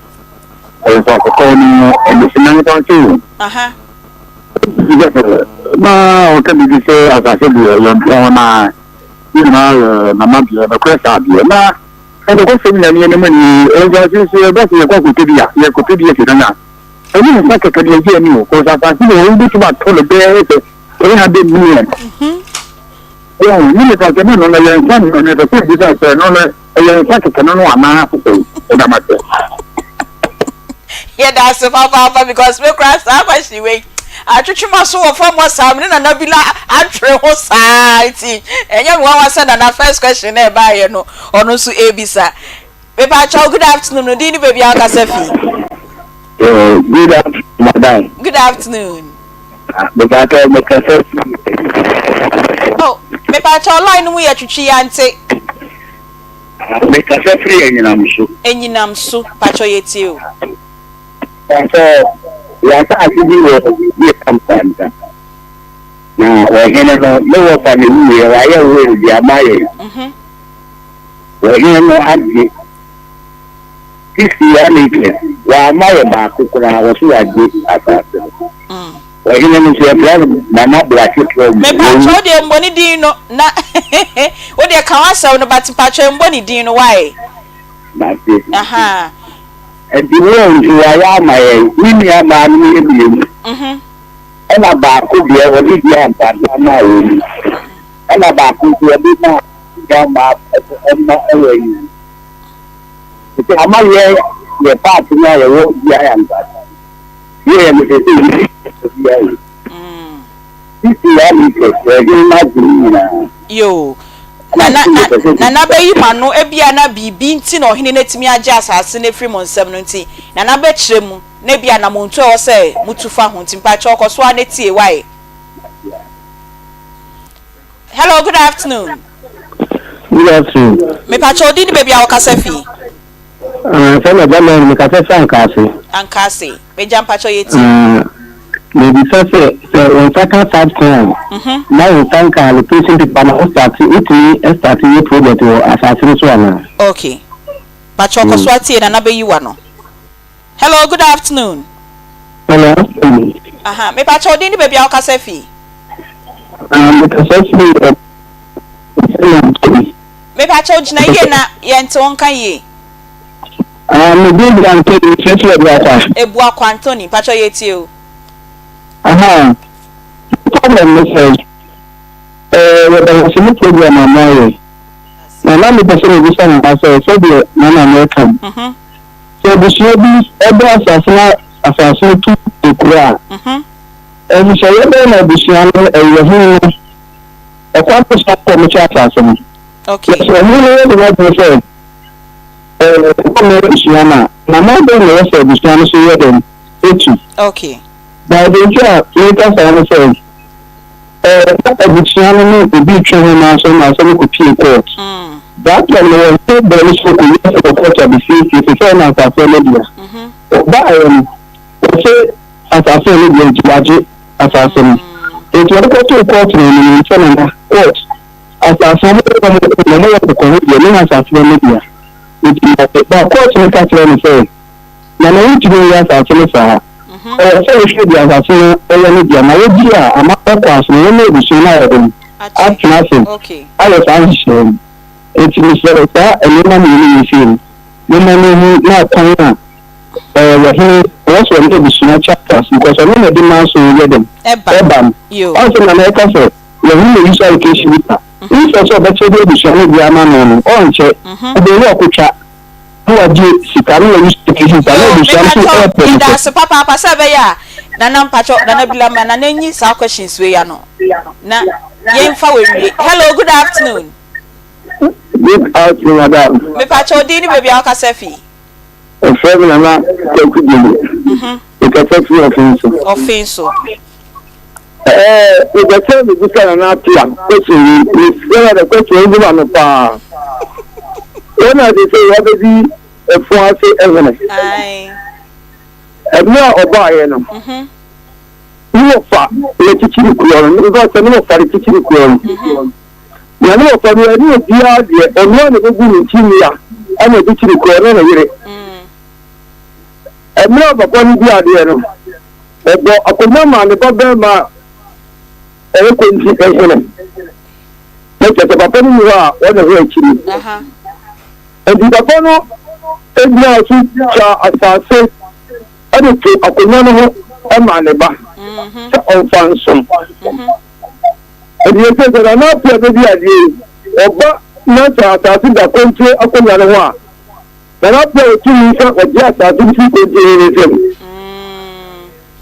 Yeda say na netio pa nti ye do die na be sha ase de answer questions no ye wi e be se bie lines near be 5 minutes na mo amuti ye mpese mo frɛ na ye sha ase fini die ho menim se ne osibisai no anu ye npa cho sen na siti ye tie de se on se akonwa no ye omu oman hene obrempon ne odi kro okay ti fa nse bia brempon bi ne abonten dom hene ena wayi asase bia man so do didi so ha de wo enam sa konya mede ma onti mo no enidi wa ha se koba se ekotu ifisase a onyi mfiri ni nsem na emom sovia ye ho adwuma nyina awie a oyibi e won chichemu a obeyi de ama ko abonten dom hene friend konti hene o chefa wo okay also yimano but say odi ama no se onno so ni die ndie o hene ni tumi se okoji fini nsem oh entina na bibisa na o se de no a omoye se bibisa esi a te say example ya omoye bibisa esi ni ye gie fi omo nsem a anamonto be na o so omutu say o hene biara sante hene hihye mu no o hene bia wo foku okay tina mba mi kan ka se ni fa division se o hene bi wo me fa se jasi division no osisiwa Jasi division omo opanyina oda no se class prophet se mokobo na mane se na se munu kuma no wo ye okay yenti se yenti o ye ne yenti ase ti be serew na waka bia maye okay yo what you say okay yo na ba akoso frey o se ya ma mo efu asase omo doso na abetu kro ekwan ben na wo se omo a omo asase na beto kro no ene ohene no agreement mutual agreement be na wo so mo ye se be obi ahun kodim ye tie ni se asase santimem de yiro aye ne hihye ti wo ohini bia san hihye na se odi ye adwuma se wan fa anya adwuma ne koduru nanim a omo ohunu ba bia ogina efiri se asase ne ni wo brempon no pacha watimase okay enti se koba se afuo omo do didi na aduru se aduru ba bia ye tete atukuru na otetia enchiche wo okay santihini jemo no de odoso no oye keteka ese o mani bi me fan se eye 10 ese oyi ni chefa man okay de empanyifo omu akonwa no so omu na ebu ama wodi hene no me ko nse me ba bi di mechi me ko manji omu di mechi me ko ayi omu mechi omu so wo chefa wo okay ene kuro no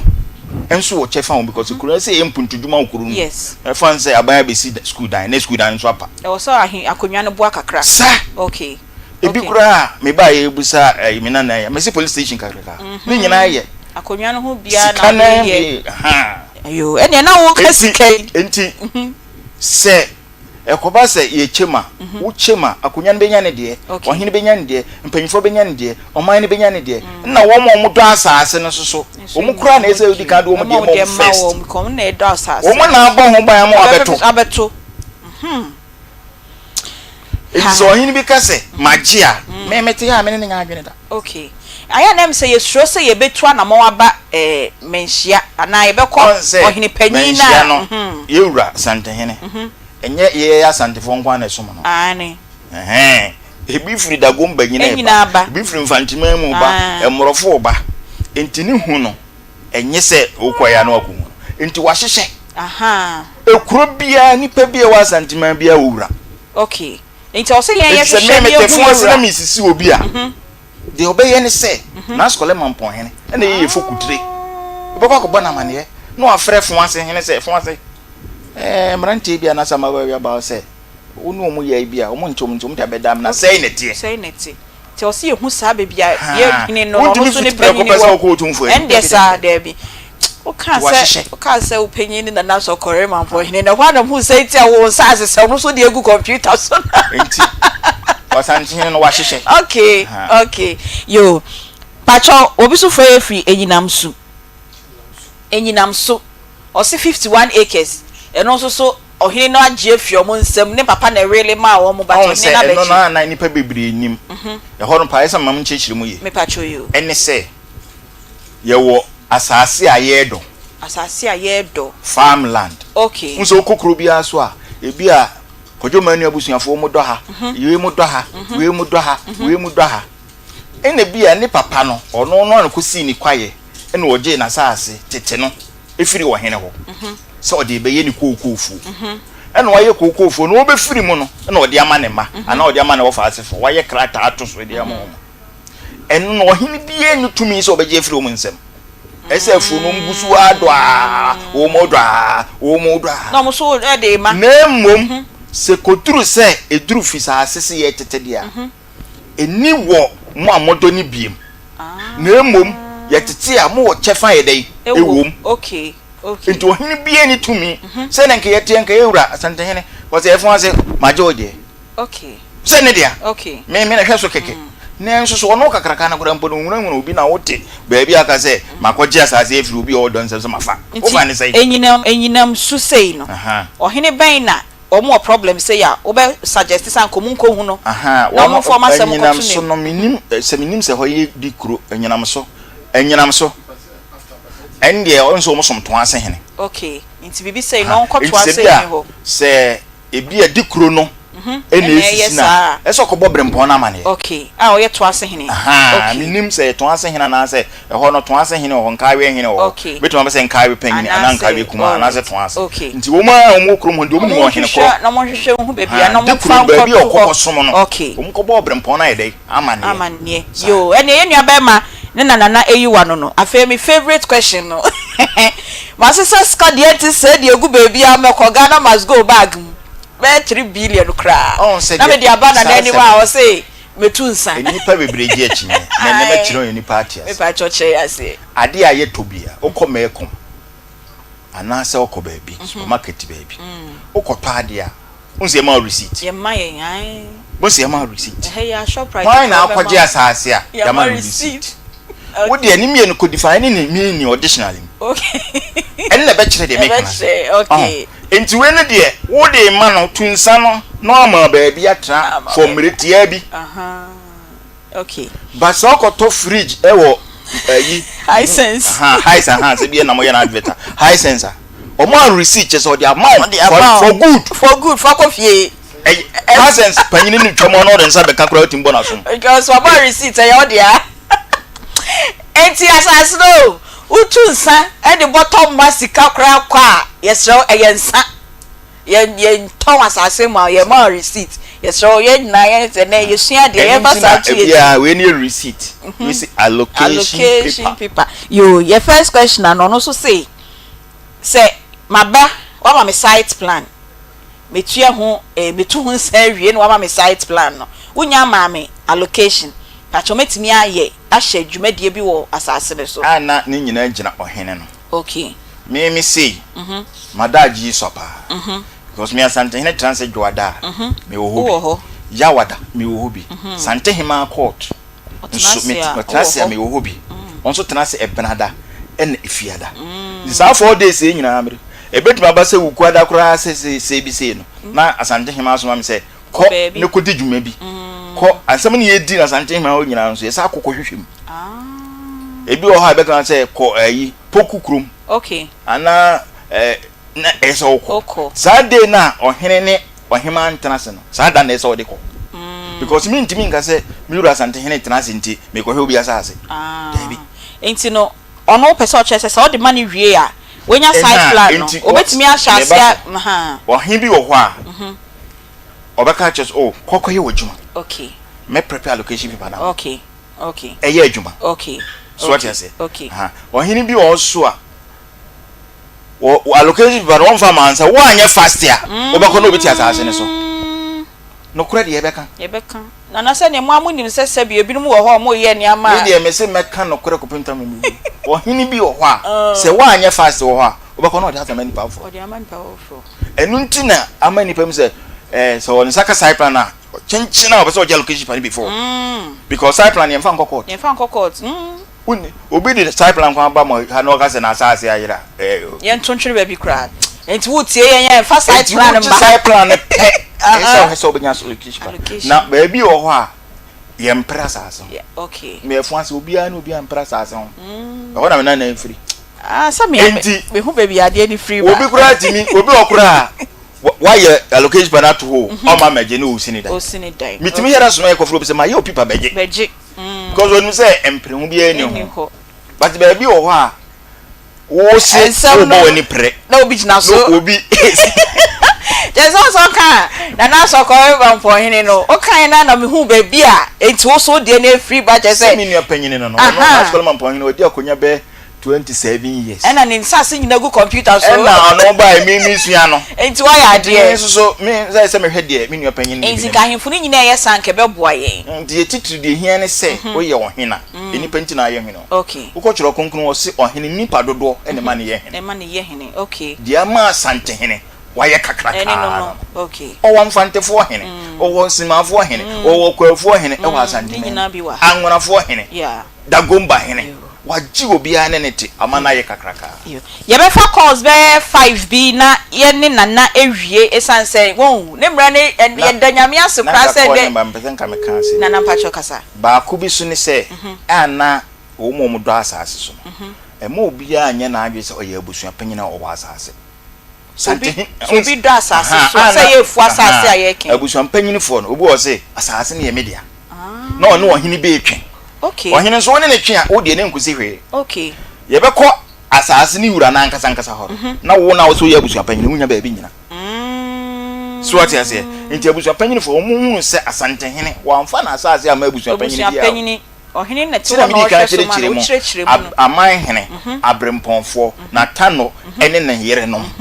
omo na asase omo hwe so ma ohene okay nti abusua panyin bia wo hye ohene bia se ti wo bra ho ase na kambom no ya na so anya akakra na de atonsuo ye tunsa na wenya bi hello good afternoon afternoon me pa chodi ni baby aka sefi se ko zin ka se ja chipram so pa cho yeti o abayi no ila tete o ya asasina ko totra ta te se yetitiwe se bia be na totu be na kuma kuteta ana bisofo no di mu sei afien so ye to sumi mo o question pa cho bisade biom na yenti ase ye o first question no first question the same is na na say ebi na sa ase akutukuru na ni chicha ebi na chicha no plot na ebi ka ebi na kuma ko be 30 that so e sa na ebi so for no de e mu dudu say and afien so bi satrano ya eju sika na say e fa location bi pa okay satrano sika nko na say location bi pa no sika nko yo ya da say wait me engineer so hello good afternoon hello good afternoon me pa cho udin ni baby a o kasafi me pa cho me kasafri takwana me wala bi kuma se na mpesa me bi se mo ase me pa cho yo me ba cho ayi mato me land bi o ampa me atrama side honum no na mo wu ya jima ubonwa na atrama fo ba o se wo modia edibi sufo so ba o se o modia wu ya jima ne ye pamo and also ye be ne de na me question ba ko esa to so ne se auto land no so a ye trace ya ma receipt entina na so ka se ye ma receipt na wona ye mo wa kakra entina se won to wa uko tun sa ha ne de ye ba receipt we receipt no mo cho den also receipt no me ajawa mo si ye ntia me de ama me ni aba ko atra ma oba si sia me no wata kwa ntimi hwe na ma me so ni bisa no yo ye da say but cho na be you and why yo me da ntimi engineer so last caller hello good afternoon me pa cho udin baby a kasafi le sesi apawes le bele na bidibele na ya okay nana ona pa cho yetio me say hello na pa cho yetio me say azati mo ayo ko say me say please you so every also so ti le tan na pa cho ai ti say ni pe mo na every one land ka say but also David na also so we need to every episode and the question you say yeah mine. No, this is most of the time. Every immediate so to say location so. And so I don't me pacho yo yeda asena yo nana pacho yen yetiefo ya no na yemfa yakwen yedwumedie no omre ne nti e wo se yema wo peja wo mu kakra nana komo questions yen yi anwen da ko bisa say ti say the phrase say ya say asase ba ko na dipa mienu na omo wo so a na ye be kasa dispute land I disputed land okay because ase ahemfo mienu pre asase ho no na ama landguard ni ade bebre abeba no okay but ya hade yewura santehene wa kan sisi bia se ohena ode landguard be ko wasase so obe mi afrew ye frew no obusa wo se ode akonwa ne ma no ode landguards kan no we ya no okay ama no enti say ye disputed land na eni asantema mu dia ultimi nchiremu na dia na dia omo ne se ahun se Ghana nyina no ba bia be ko bia ye ohene kese ye wo enti no akosa ohene kese no ho mo hunu se bia mo kroketua mu kakra achinya ba ho no so mo de ko ohene kese no ne kese ho because mo anya ne sa ebetima ma awudie ni ade nyina ide yo na pacho obi so bisa se site plan any allocation no ye bom ana say ye site plan no ko ni high allocation na no so ni nyina mutunsa me dia say me kaska ni biu ye nyemum na site plan de ade a ne bonye de okay na surveyor for na ye nti eno ye sonko okay nti en de scan cost surveyor ne ho en allocation plan de onipa ne tunsa de a wo hene na eso ye ma na onyi ni ska bia okay en na ba ko your free eyi jachi o se o mo so masase ti se de o chire mu chiche mu en na me ka se on se o ye layout na be ye approved aban bema na asantehene so ebema eno no ye wura o na asase ye ne dia onu di kan yi ne dia okay ti de be ka no en na wo hene no wo de ensane be ye de ebe to so okay e fan se se de o ka se 30 eno no ekuro ni wo chefa wo de o doso no o ni chefa wo enna akonwa ne mpanyifo wo mu chefa wo okay enna o hene no wo ni chefa wo enna akonwa na ekuro ni ye ndie ntime friend stool land unsa santima mu nyina asase be friend stool land sa akonwa na asase ye ne dia okay okay enti akonwa no so ye bo ho bra okay edura okuda wo be ya mamre ebi kura mpa obi beba ena ayi mi wura me ba school fees eni say no ana wa hwa no ana ha wo ebi kura so ya mamre bi ni no no menya nso nti ye chema wo de odoso no ono de no kura ni hia okay if is on a caretaker wa hwe so sabre okay ti o so won chefa ti o hini bia ni tumi se ma fa asase na abra de odoso no o mani bi ebeduru otumfo ani ma obehu ba bi ogina obe na yo wada o ma yen sa wo mre ni nti o se enu awie nti ne tofa bomu no e fa asase ho ene ahemfie nsem no sai na obeka emo asantemem ha de eni asantemem because bebre hwe from other regions and so then na obeka kire wo so asase ho nsem bi ha wo mo a on se wo hwe e bi de sen kran ne mfantemem na ebusuana timiton masase na omako register no me de abere ohene no asan am okay no nso agye nensa okay eye but ya santimem hade ohene nkoa na timi de asase ma ya santehene eno odi ama na brempon ne na man nti no se obi gine mfikire e be ka je se me wa asase a busane se ohene be na de ma wo okay so bi wo kra okwaje bi kra any foundation bi kra wo je do lent wo se ahokyere bi ntime ton busane se ohene be na de ma wo so bi a efu asahene se ne enko no ho nkata nyina kra ne nemra okay ebi wo kra mpa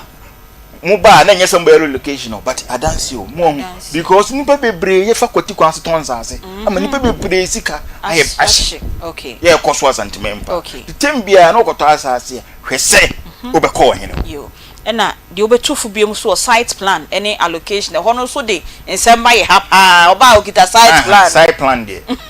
service bio menanen onye obi dia obetuma kwa koye editing no yi head no okay say ye ya mbompo nso ne gusu a no atwero yas ahrepa aguso. Okay. When your site plan. Okay, but location it. Location ne kire se ohene ndi amam. All right. Enti tembia no wokodi asase pe. Se ohene ne bia bibi nti onya abotaba pesi se odere. Odebe ma. Okay. Na edimu. Yo, etefo enne yedwumadie no yakachom se wukwada de eye asase ho nkomon kwa na yedi enne na otu ne to every atwema fo ase to ena yeyi no ese ombra no be kire yen asase ho nsem ene yina yesua de pa wo site planner me show enko ba bia wate enti na wo se wo pe krata edimu eye nana bediako apia ampam frempon otoso mienu atwema fo ase hene ono enenne yenya na oni yen ebedi enkomo yedamu nyina masese mutie ye wukwada bia se ya ene ebeye no adaye nya ohene ama namba kra no a lawyer fo bebem land commission fo bebem na yesua de se be ya nsase won semo a edi owuo ni tokwa bebre eba no etu obetwa na ansa na ema ni musu na wasori na ema ni musu na wasori ye bako kodi fufuo kakra mini abema no abetna o nana mpachochia nana maye boni pa nana wadama we dem so nine nana mpachochia mi wura na medanasi mpachoyo ono de we de mo amohwa se de wasi apagya aya konno obi apeso yo hini anano he ye ko di we ko di fe sante hini di akwasi de ewo broni kurum efe kire se ahini no ti sei ebi di bi echi kire se ahini no ebi di bi echi that's right inti ma chia mi wura se mi mammo ni adwuma mo piafo so a hye ni monyam ama ye hunu se ya asante no asante to so bi mso ma chia mi nuan ma no mso asante ma ho nyina okay titru ka se hene okay chia ni fi se tumfo di free aha de ko na ode leader timi mi tu ice wa asante ma okay na chia ka se hene okay na ma chia na skola man pon hene so ko Canada okay chia no okay ma chia mi kro ma assembly members o nyina ene me nana no nyina na ma chia me mpanyifo yeso ba so di bi mo ba we chia o mo so on dey so make us say what na no dey chia the first chia no obi ti sa ono ye o mo dey ba ye me ne me chia me na nani mo ba na ma henkwa kofijo yo nso me chia o no na nka me koka ma na nka ma chia o mo David we dey obi what say na go di o TV so abo di o radio so na no kwa mo chi ma yo mo dey assembly members enemy we need committee for we need committee for ma ba na Nsem ani ache papa okay o mo first mo page judgment so ye ba funeral ground o ma sha se ache se nyasem keto akwa that's anti o mo so chia o mo nyina ene na chia mo awie eye nana bedi akon apia ampam frempon otoso mienu eye atwema fo asehne ono na enne oni ye bedi asase ho nkomo na nasa afede mewiem timitu aso nana peja di mu eti nana ebe peja di mu na ye call grow fine herbal tonic na onumato ona ye titriti onsa ye titriti wontimi ni di osori anopa na wenumu enyina enkoyie emfa mawa eno ani grow fine herbal tonic na epebi enom na emwa ubu nsa na onsa buo no so enkoyie a eno ani grow fine herbal tonic o pedodo etua ko digital herbal clinic omo okumase amokom runabout omo ben Bank of Africa fra omo ewo 0244 596532 0244 596532 a grow fine herbal tonic ora akwaba yenio haboko wona anam we de ye de abontin amani nyina bebom fa boyen na mai na mu nyina ya asem ye tiawa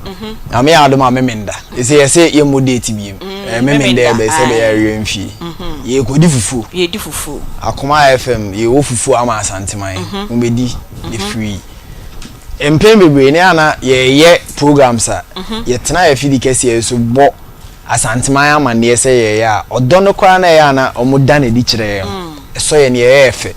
enti we so esefata ese ye besa beto ye nsafa asanteman biem ebro busumi mienu na yaka se ye bedi fufu ejebo eja na nya edu ememenda ebe enti na me koso agba asanteman nyina nkae se fufu no ebeba so ampa na asema yesre ne se ya ye 2 editions dada but still amount for videos ne flyers na no mu bisa se mo ye show se fufu ni ye free omo awa e free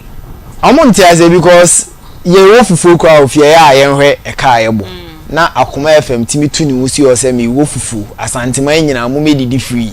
onze wawa enso timi ye nkwan de betimi ayesa ade ye pe wa sema oka e dia mo hwe ye ne mo tie nyina memenda e den na e ka che mo se Akoma FM ye nya 5 years okay enti ye fit anniversary ye di a birthday no ye say wo fufu ama asanteman nyina de ohia na wayowa anasa asanka fa asanka anase ayowa bra ne bedi fufu free bibia free bibia free na me bana enkofo bi ofie bisa me se na omo ni fufu ne se program ye frɛ no Akoma fufu party tu ni fufu a uni fufu de ji se find your way se mi se adano for cd fufu okay cause fufu ho adwuma na ye enti enya ne boni mu ba no kra ne ye ka chem ye kodi fufu enti bra ne be di fufu de metimi aka no yo ye da super papa ye oru akojo ye event head of event ewo Akoma FM na mote ne nka enti memenda mombra na ye nyina ye ndi fufu de ohia ne wayowa anasa wasanka odi beba ababa bedi fufuo no na ansa na ye in-house panel members enso ba betina se na omode kakra ato enkomo ye ayebo ye su ye kosoa agi yaboafo enkrato ye call glam by naya makeup ope makeup pa ye wo na se chese wa wo hwe wanima wo se wanima ye fe eno ane glam by naya makeup o ko ayefro engagement o to bedin baby a wo ko bia na opese ye touch wanim kakra edema wa eno ane glam by naya makeup owo amokom oben Golden Gate Hotel ehwa na glam by naya makeup owo na mom ono de oye home service nyina aka ho nti wo fie na bibi nti ntime mba amokom ho ma no meye makeup na ofre glam by naya makeup a oba ba besiesie ho frɛ no ewo 0209 586283 0209 586283 glam by naya makeup onsiesie ho na ho enye fefefe enko baabi a ukobia ye ko Agbozo Herbal Clinic enso pe health facility a oma ewo nnuro any machines a edi treat onyarewa enyina edemawa eno ane Agbozo Herbal Clinic typhoid fever omutu ase junso mu haw nyina omutu ase enam haw enso omutu ase osisi ya oya ni nyina Agbozo Herbal Clinic bema obema ne enjina so yie sese ya 1 minute na na wo sen no haw yes ko Agbozo Herbal Clinic yesi mane mpe kra Peggy wanyo wasi mane mpe eti kwa Agbozo Herbal Clinic kwati na ya ya wache na wache kumasi di chamsu old insurance junction na obehu Agbozo Herbal Clinic from 0553 417752 eno kumasi enkran omo kwashiman 0241 750282 me twen ye panel members no number jo makonwa na ye di dwumadie no atwa so enti reverence ya apai life me hu se oba enche bia Peggy nso eba betina se Queen Sabi enso ewa ha Papa J enso wa ha enti mtremo ye tina se na ye mboni tew na ye ko Poza Travel and Tour Company Limited Poza Travel and Tour Company Limited opa akwantu ometu a eno ani Poza Travel and Tour Company Limited utu kwan na uni hotel reservations ebe ya oha oni atete ya eno ani Poza Travel and Tour Company Limited omo first floor Amenase House opposite Matthias Junction Swami Magazine ena KJT first floor Babet Shopping Center Morocco eno ani Poza Travel and Tour Company Limited for omo ewo 020 521 5495 and 050 425 63 A Posa Travel and Tour Company Limited. Reverend Sia, you body two, na yoko, two, na yoko. And then you see a dear or assassin on some cacrabia. Yes, penny casaria, na sama son, and some more head ye. It was here the cacra a chum. Wadaroma, cacrabia also did you, mamma. But the son said, you be a phone line, my outsiders. Oh, so show my uncle, bet me be son.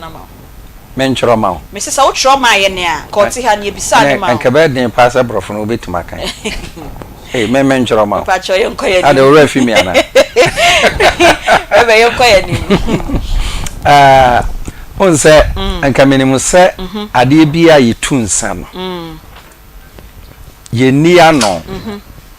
So, but and say ye two Obakono. Na and sana esese utuo no afi ye ne wudi asase no ano te so obi kan se bia opagya be 3 billion na de akoto asase so ho edidie benti na wo se ade ayi tunsa wo so no ye se tua ho sika ano ye one so ho ana ne etoso bie mu no me hu no se ensase no se no kredie ne niam bi ankoso yi a Emma sumdwe emma wo manimu because empempi no ya hemfo no omo create a lot of problems at the many pabibri because enkran say there enye nakra wo bekono na asase bi no obi atwe sekan na obi atwe tuo na obi akum obi chese enye na etina ade a ekoso ewo nkran kumase ade won hye dan hu no sa papa but enkran there a problem pa because asase de anka me hunu ye no yankopon na boy ye ne nyina ya ba beto okay ana nipa ne bi radia mo mutumi ana mo nso nsase na akwakodi wo monsam enti akodi wo monsam de a na si ye tu ho nsa de a ensa tuo no enye sikatua da bi okay Queen pacha also kakra also beka e de aka ho Akoma 87.9 Sunday nana eni e kasaye te Sunday odifo eken asante ye wo ya mamre eni ya mane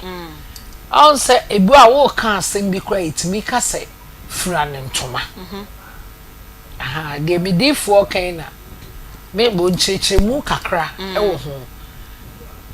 wo kosa wo tunsa e asante kasaye kan nanso enyensa no pese eyesika ahemfie no saa ne kasa no okay yankasi kasam okay e wasase ho okay so bi enu se twedi ampo ene de dwom na wa mampanyimfo bi so da no mo hwe enti ade anya wo de ana yentam enton nanso yan ye ha no yenim sade ne ma ekọ ne ma akọ akosisi kasam so eye tetetete kora ka bi e dwetene we ni e de beye sa na na e wo ho okay but say ni obi me sika na akosi sa de na nan nanso wo ka no wo wano a ye beka se tunsa okay ye nka nche wo se ye charge wo se ana ye charge wo se ko obi ani se trade ampona ade no e wo no am se me hono se utie kwen na asema o kana am so nim nsase mu kakra so nti no na ta se ya de kwen be si o hene no anan dia me pasa me kana se ankeni se yedi ano utie me ade no utunsa snap ne boy sen na ade na ade ma me no o sa ni me di ano de na ta se ho no yes ye kasa kwa ye fra ne ntuma reverend ama hu se ye fra ne ntuma but ntuma ni wetimi pagu bibia woniwura woniwura okay bibia woniwura se bibi eye obi dia na wo kom dia wo pe obetimi dia agika ensase bebrahemfo no omomo asase no omaneka esanse on ne disuye ne dia aha me kire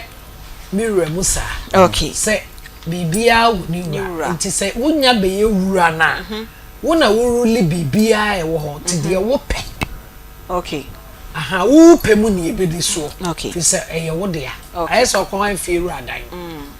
obobo bia wo se bia te so cement so kyerɛ ne dia ti do opena de to okay you call Charismatic Ventures Zahara herbal product omonso ewo ba bia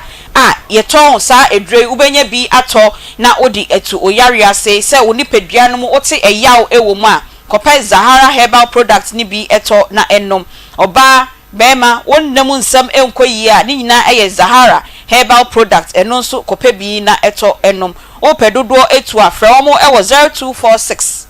348334 and 0248 569335 Zahara herbal products ubenye bi ato ewo be bia yeton enro bia ubenye bi ato dedel spices and also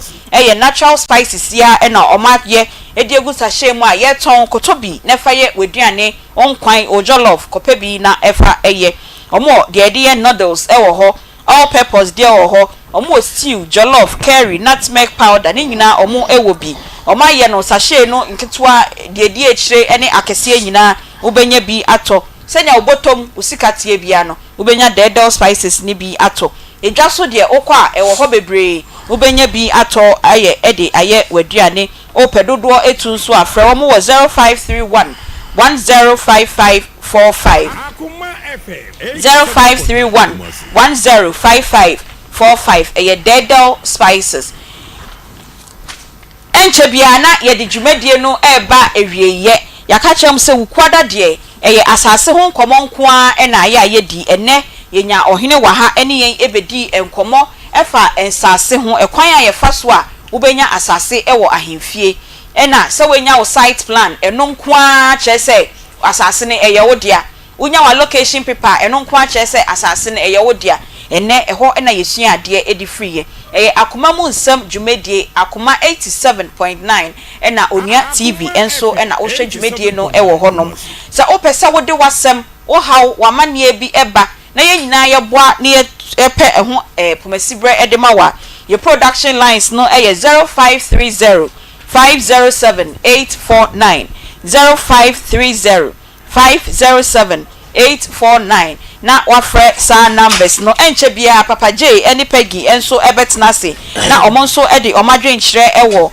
dwumadie ya enne yedi ye asase ho nsemi omonso edi omadwen kire edi aba enti kitwe bi na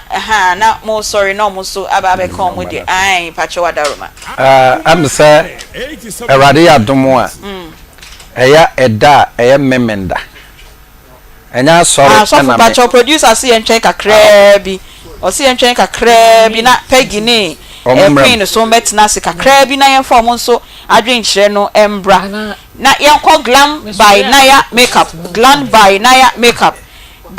by Naya makeup say ye engagement birthday party naming ceremony any event bia o pese ye siesie ho ema wenim eye fe wenim eye akona eye glam by Naya makeup 0209 586283 0209 586283 glam by Naya makeup on siesie ho na wenim enye fe ne fa ko ba bia o pese okobia queen pacho obeka se twato na ya sorry yewie ayo de make ne say ye de rade asese ne ohini pem tutu ne na ya be kire ya de enti free na ekro no bia hwe na asase mu ye okay kire ye kwan ye wo so di nya opepa say de wo say wo ye onema tutu onema say ya ye nko ye victim emma obi na fe wo twa court kwan wo twa ha kwan aha ye twa sa de ye ntse zo kire minim so bia esuya bibi efunte ti obi nya wu ochino obi nya wu afi abetwa kwan na wajim sika ne asase ne yesua de pa enti wo pasase a hu ba bi e wo say oko Peggy eneden na ye nyina yesua yesua ne ma wo papa na me ka den ka me bo me ho adagya wo hini bi ahemfie sa ai okay e die ntia benne nana ebecheche mu no anti bi mesha ase no mayenda ohini yase na yase efo ase hene waya ade ankasa dodo se na ofro mu a ombeja omadwuma nyina na ombeba enso so ba obai no kra che se oyobi a oye very very very very me can say good man and was higher good or henny and I just because time I would buy and good chief time I would buy no na ye cry near ready see back studio why had the nyamisha okay Aunty B ene ahensemo ho adane mojasem e wo ye kuro ya yetim wonim se friend asasesem adane mojasem ye kuro wonim se asasesem ti obi ne maame ayaka obi ne yire eja aware because of asasesem ebusuo mienu enka because of asasesem moja ehwiegu because of asasesem yes e benya panyin sei na obecheche nemam ne nyina ebe den ye beti ho ase ye nyina ye nsua te se de na meka me na menim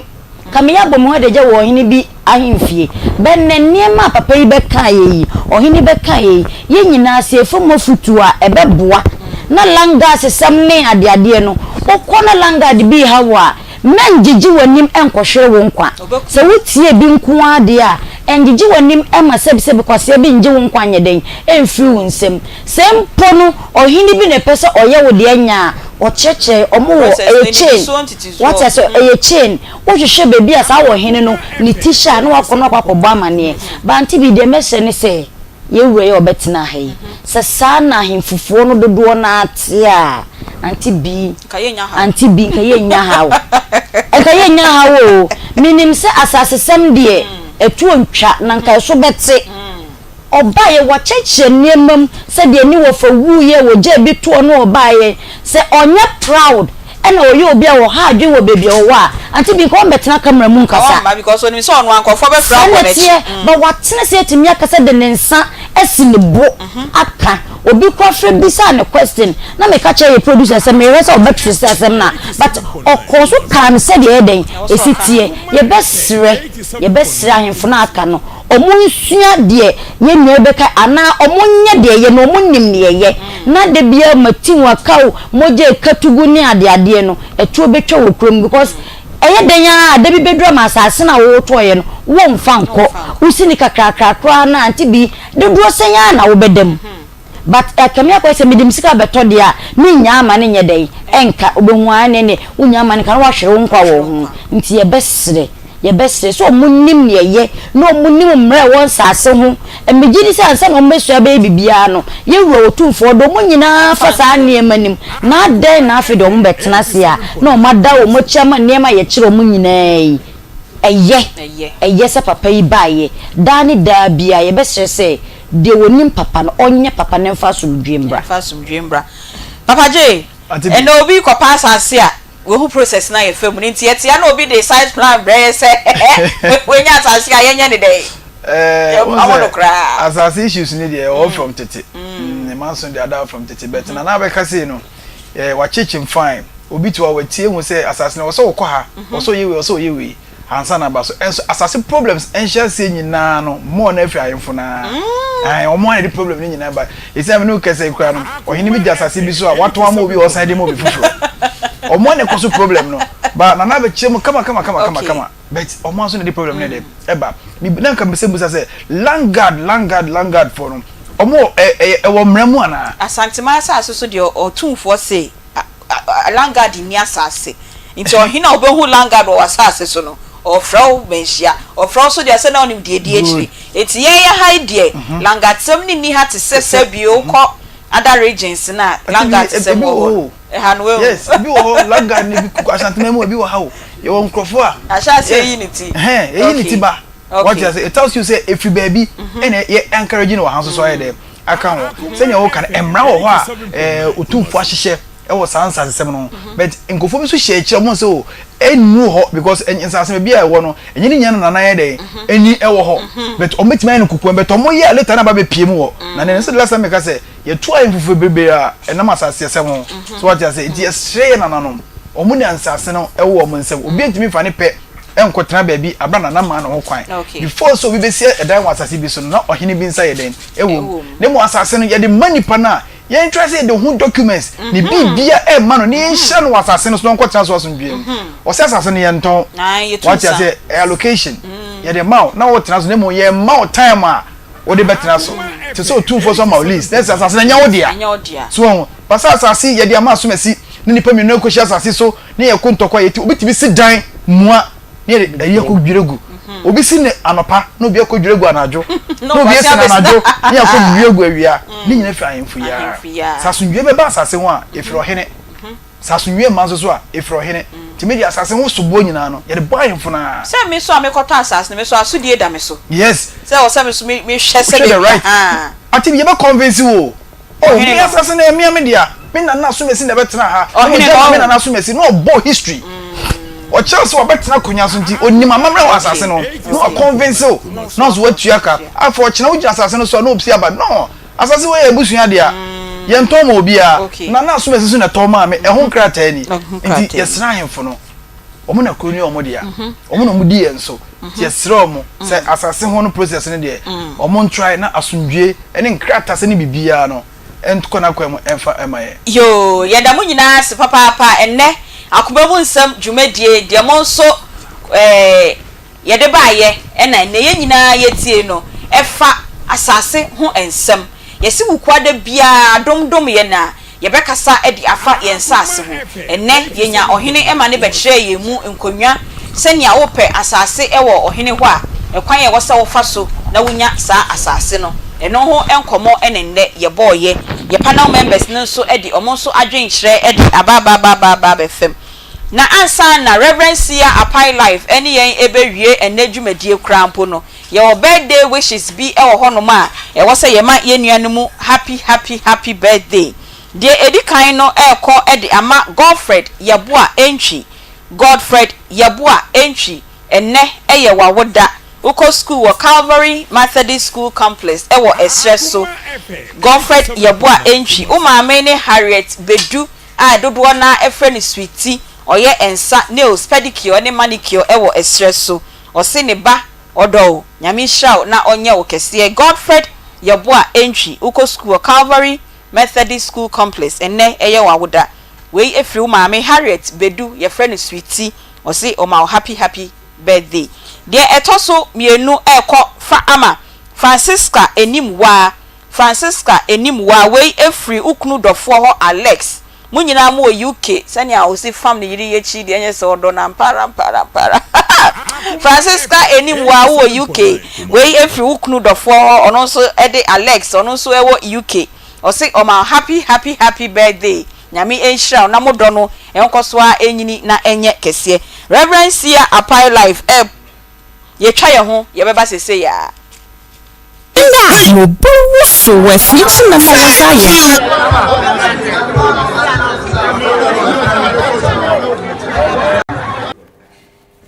Fufu party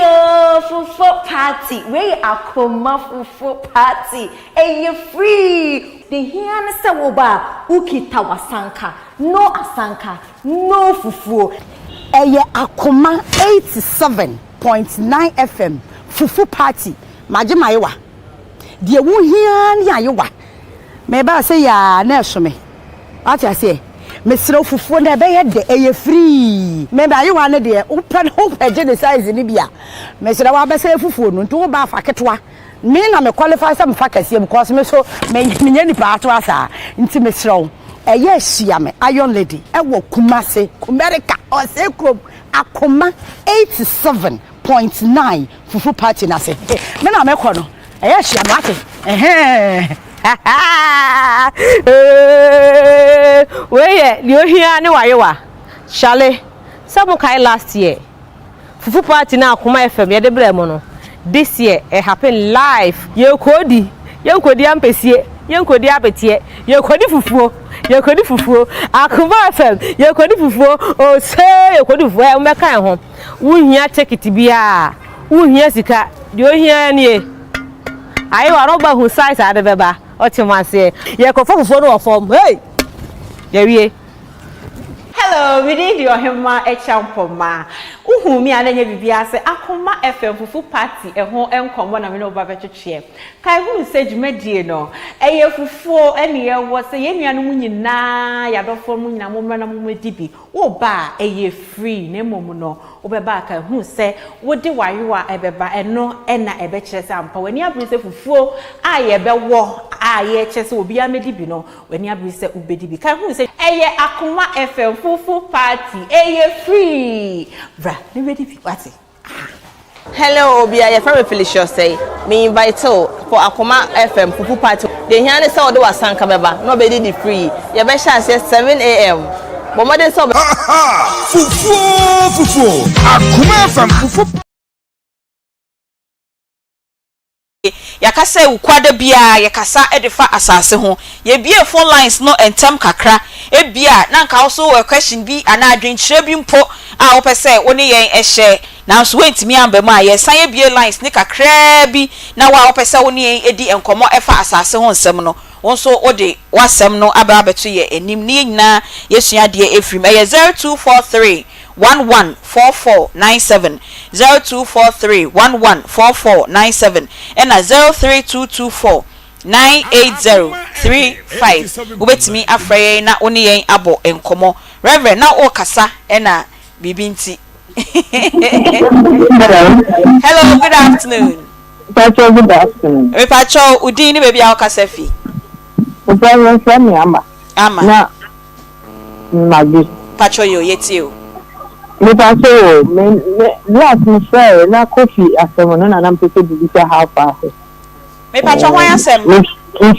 Infante ya na o bi asase ebu ye. Ai wa shay yemre kakra na onti apo nti nyame ya adom a yede ehun feedback ebebrem why na onti apo nti ai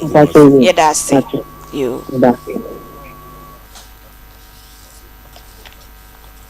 0243114497. Hello, good afternoon. Good afternoon. Me pacho udini baby a okasefi. Yes, no, Dakar. No, Dakar. Me pacho say. I'm going to do Dakar. Me pacho you. After someone you are coming. Okay. You can be able to see the B and my son, the land, the Sika, the BQ, and then you're not the grand assassin. And I'm going to okay. The Bomba are coming with the guy. There's no for 1 minute. You don't even know air course in our one. You know, I haven't found not to food that this is here. Whatever he say, as I say, media. The only as I say, media. And then my one more, or my tongues are see, so I come up with some other task as well. I think you're really a yaya. You call me, say, the family should be a mouth. No crowd was in family should be a mouth. None more. And more, the dinner be in a 7 pages. You need to say the combo bois or minor manager. Woman, I have 24 hours. The more hand of flowers, the more be tired car. The more tall and Sassina going to be a telegram. And I'm not 30 days uncle phone. Okay. Me patrol that's papa. 0243 114497 03224 98035. Ubetimi afre na oni yen edi enkomo. Hello, good afternoon. Good afternoon. Yamina do welcome to Chelsea. Yo, achama radio ni confirm kakra why. Pankrono. Okay. But na monane kemi bi se omi fia assassin ntuma se on kase bia wo kwa yo niska le mu le kinsa but you so ko na ko assassin na ya fi no ngata ene so ngo na mo ya ka so mo bi charge bia assassin ba ko ati fa fa mo le and but you so ka any fa fa mo le na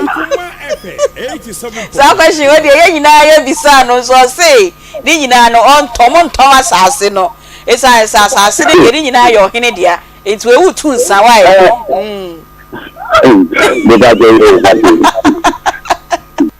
yeah that's it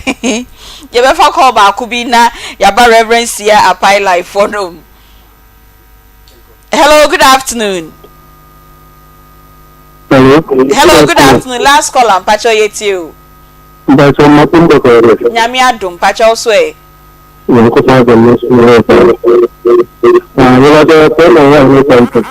near champon? My radio didn't confirm kakra wine.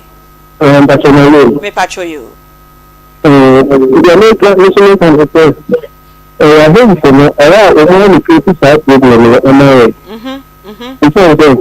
You don't concern with us. You don't actually go to the check. You check the you. And finally, I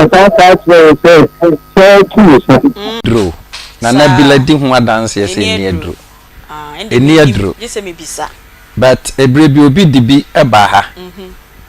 Me hunu ni pano said ya night ya me kobo home pen radima me na chiwade. Nansi ya obi di bi eba me ho. Ema Sunday no oni pakro no ba sorry me yi ni kira sorry would me an 9 say ya. Na ne 9 na atom. Ne 19 ha no. Ahuna fra ne 90 unhunu ne 19 no. Ana ne 9 epo ha no. Unhunu po no. But asedan Kenya me say ebra obi hu me na akwankyere na Awurade de ma me na me de kan nipa no Jesus eno a wo ba me ho no ne 19 ha ni nyina apie ne na po ha ni nyina bi te me ba ya me ne na bila kasa no me bisa na se nipa no wate ne kan na Awurade ama etumi aburu tumi nyina so obi wa ha ebia na o men nti onim ne ewe mu enya metumi de ye bomoden a memendei me tenase Kumasi airport runabout King's College and King's International School omumen ho me tenase from ahomachen 4 o'clock na mapon awia 12 o'clock oba don't talk menkasa oba de odi babia no mekani nyina akire ade na nya me de ade na chiwade beka no ana se sunsum ya to yare bia ma na wako intimi nkwa asedan Kenya me se bibie ni Awurade intimi mfa me so nye bra na yare kura eni aduro no Awurade etima fa me so ama nipa na nya danse dia wonso so wote ho twen akwakosi da ben bra be hu me memendai se bia memendai nya nui na opese hu me enne ne kine ya me de number yi tudwa fa number na hwe me kiri kwan na oba me ho de yi problems last stop ho testimony house fa number yi se sia 0244 88 14 55 0244 88 14 55 TBM obo ko school Saturday Sunday ni rest TBM 0244 88 14 55 Reverend Sia Apai Life Reverend Sia Apai Life ena otening kano ene ha ena yedi dwumadie ne nyina ebeba ewieye adomdom ye na echina yawada yedi bibi fufura eno so adesua wom ede ebebremo ye production team ne ho members di nyina yedi dwumadie bremo so ohene beba so ohene emba nana bila kantanka chief executive producer number 1 Madam Fortina Jerry production team members no Spartus Kojosa Akwadie Facebook TikTok and YouTube and so Belucci ena Nana Yao the share microphones ni sound di bibia de ma yen so Emmanuel Kwame Vadi ene wote Queen Sabi Debra wote ninka Papa J Peggy ena Reverend Sia Apai Life and so wote ninka ene ohene a yede ne ba ye beka ahensam ene asasensam nana bedi ako apia ampam frempon toso mienu atwema fo asehene ono ena yene no edi enkomo enne ukwade bia ye ka asase ho ensem eno enenne yene no edi enkomo so wo how bi amade bi esu bi kodanda bi na opesa wo de wasam ebraye ne edi ho enkomo a ye numbers a obefre production line no 0530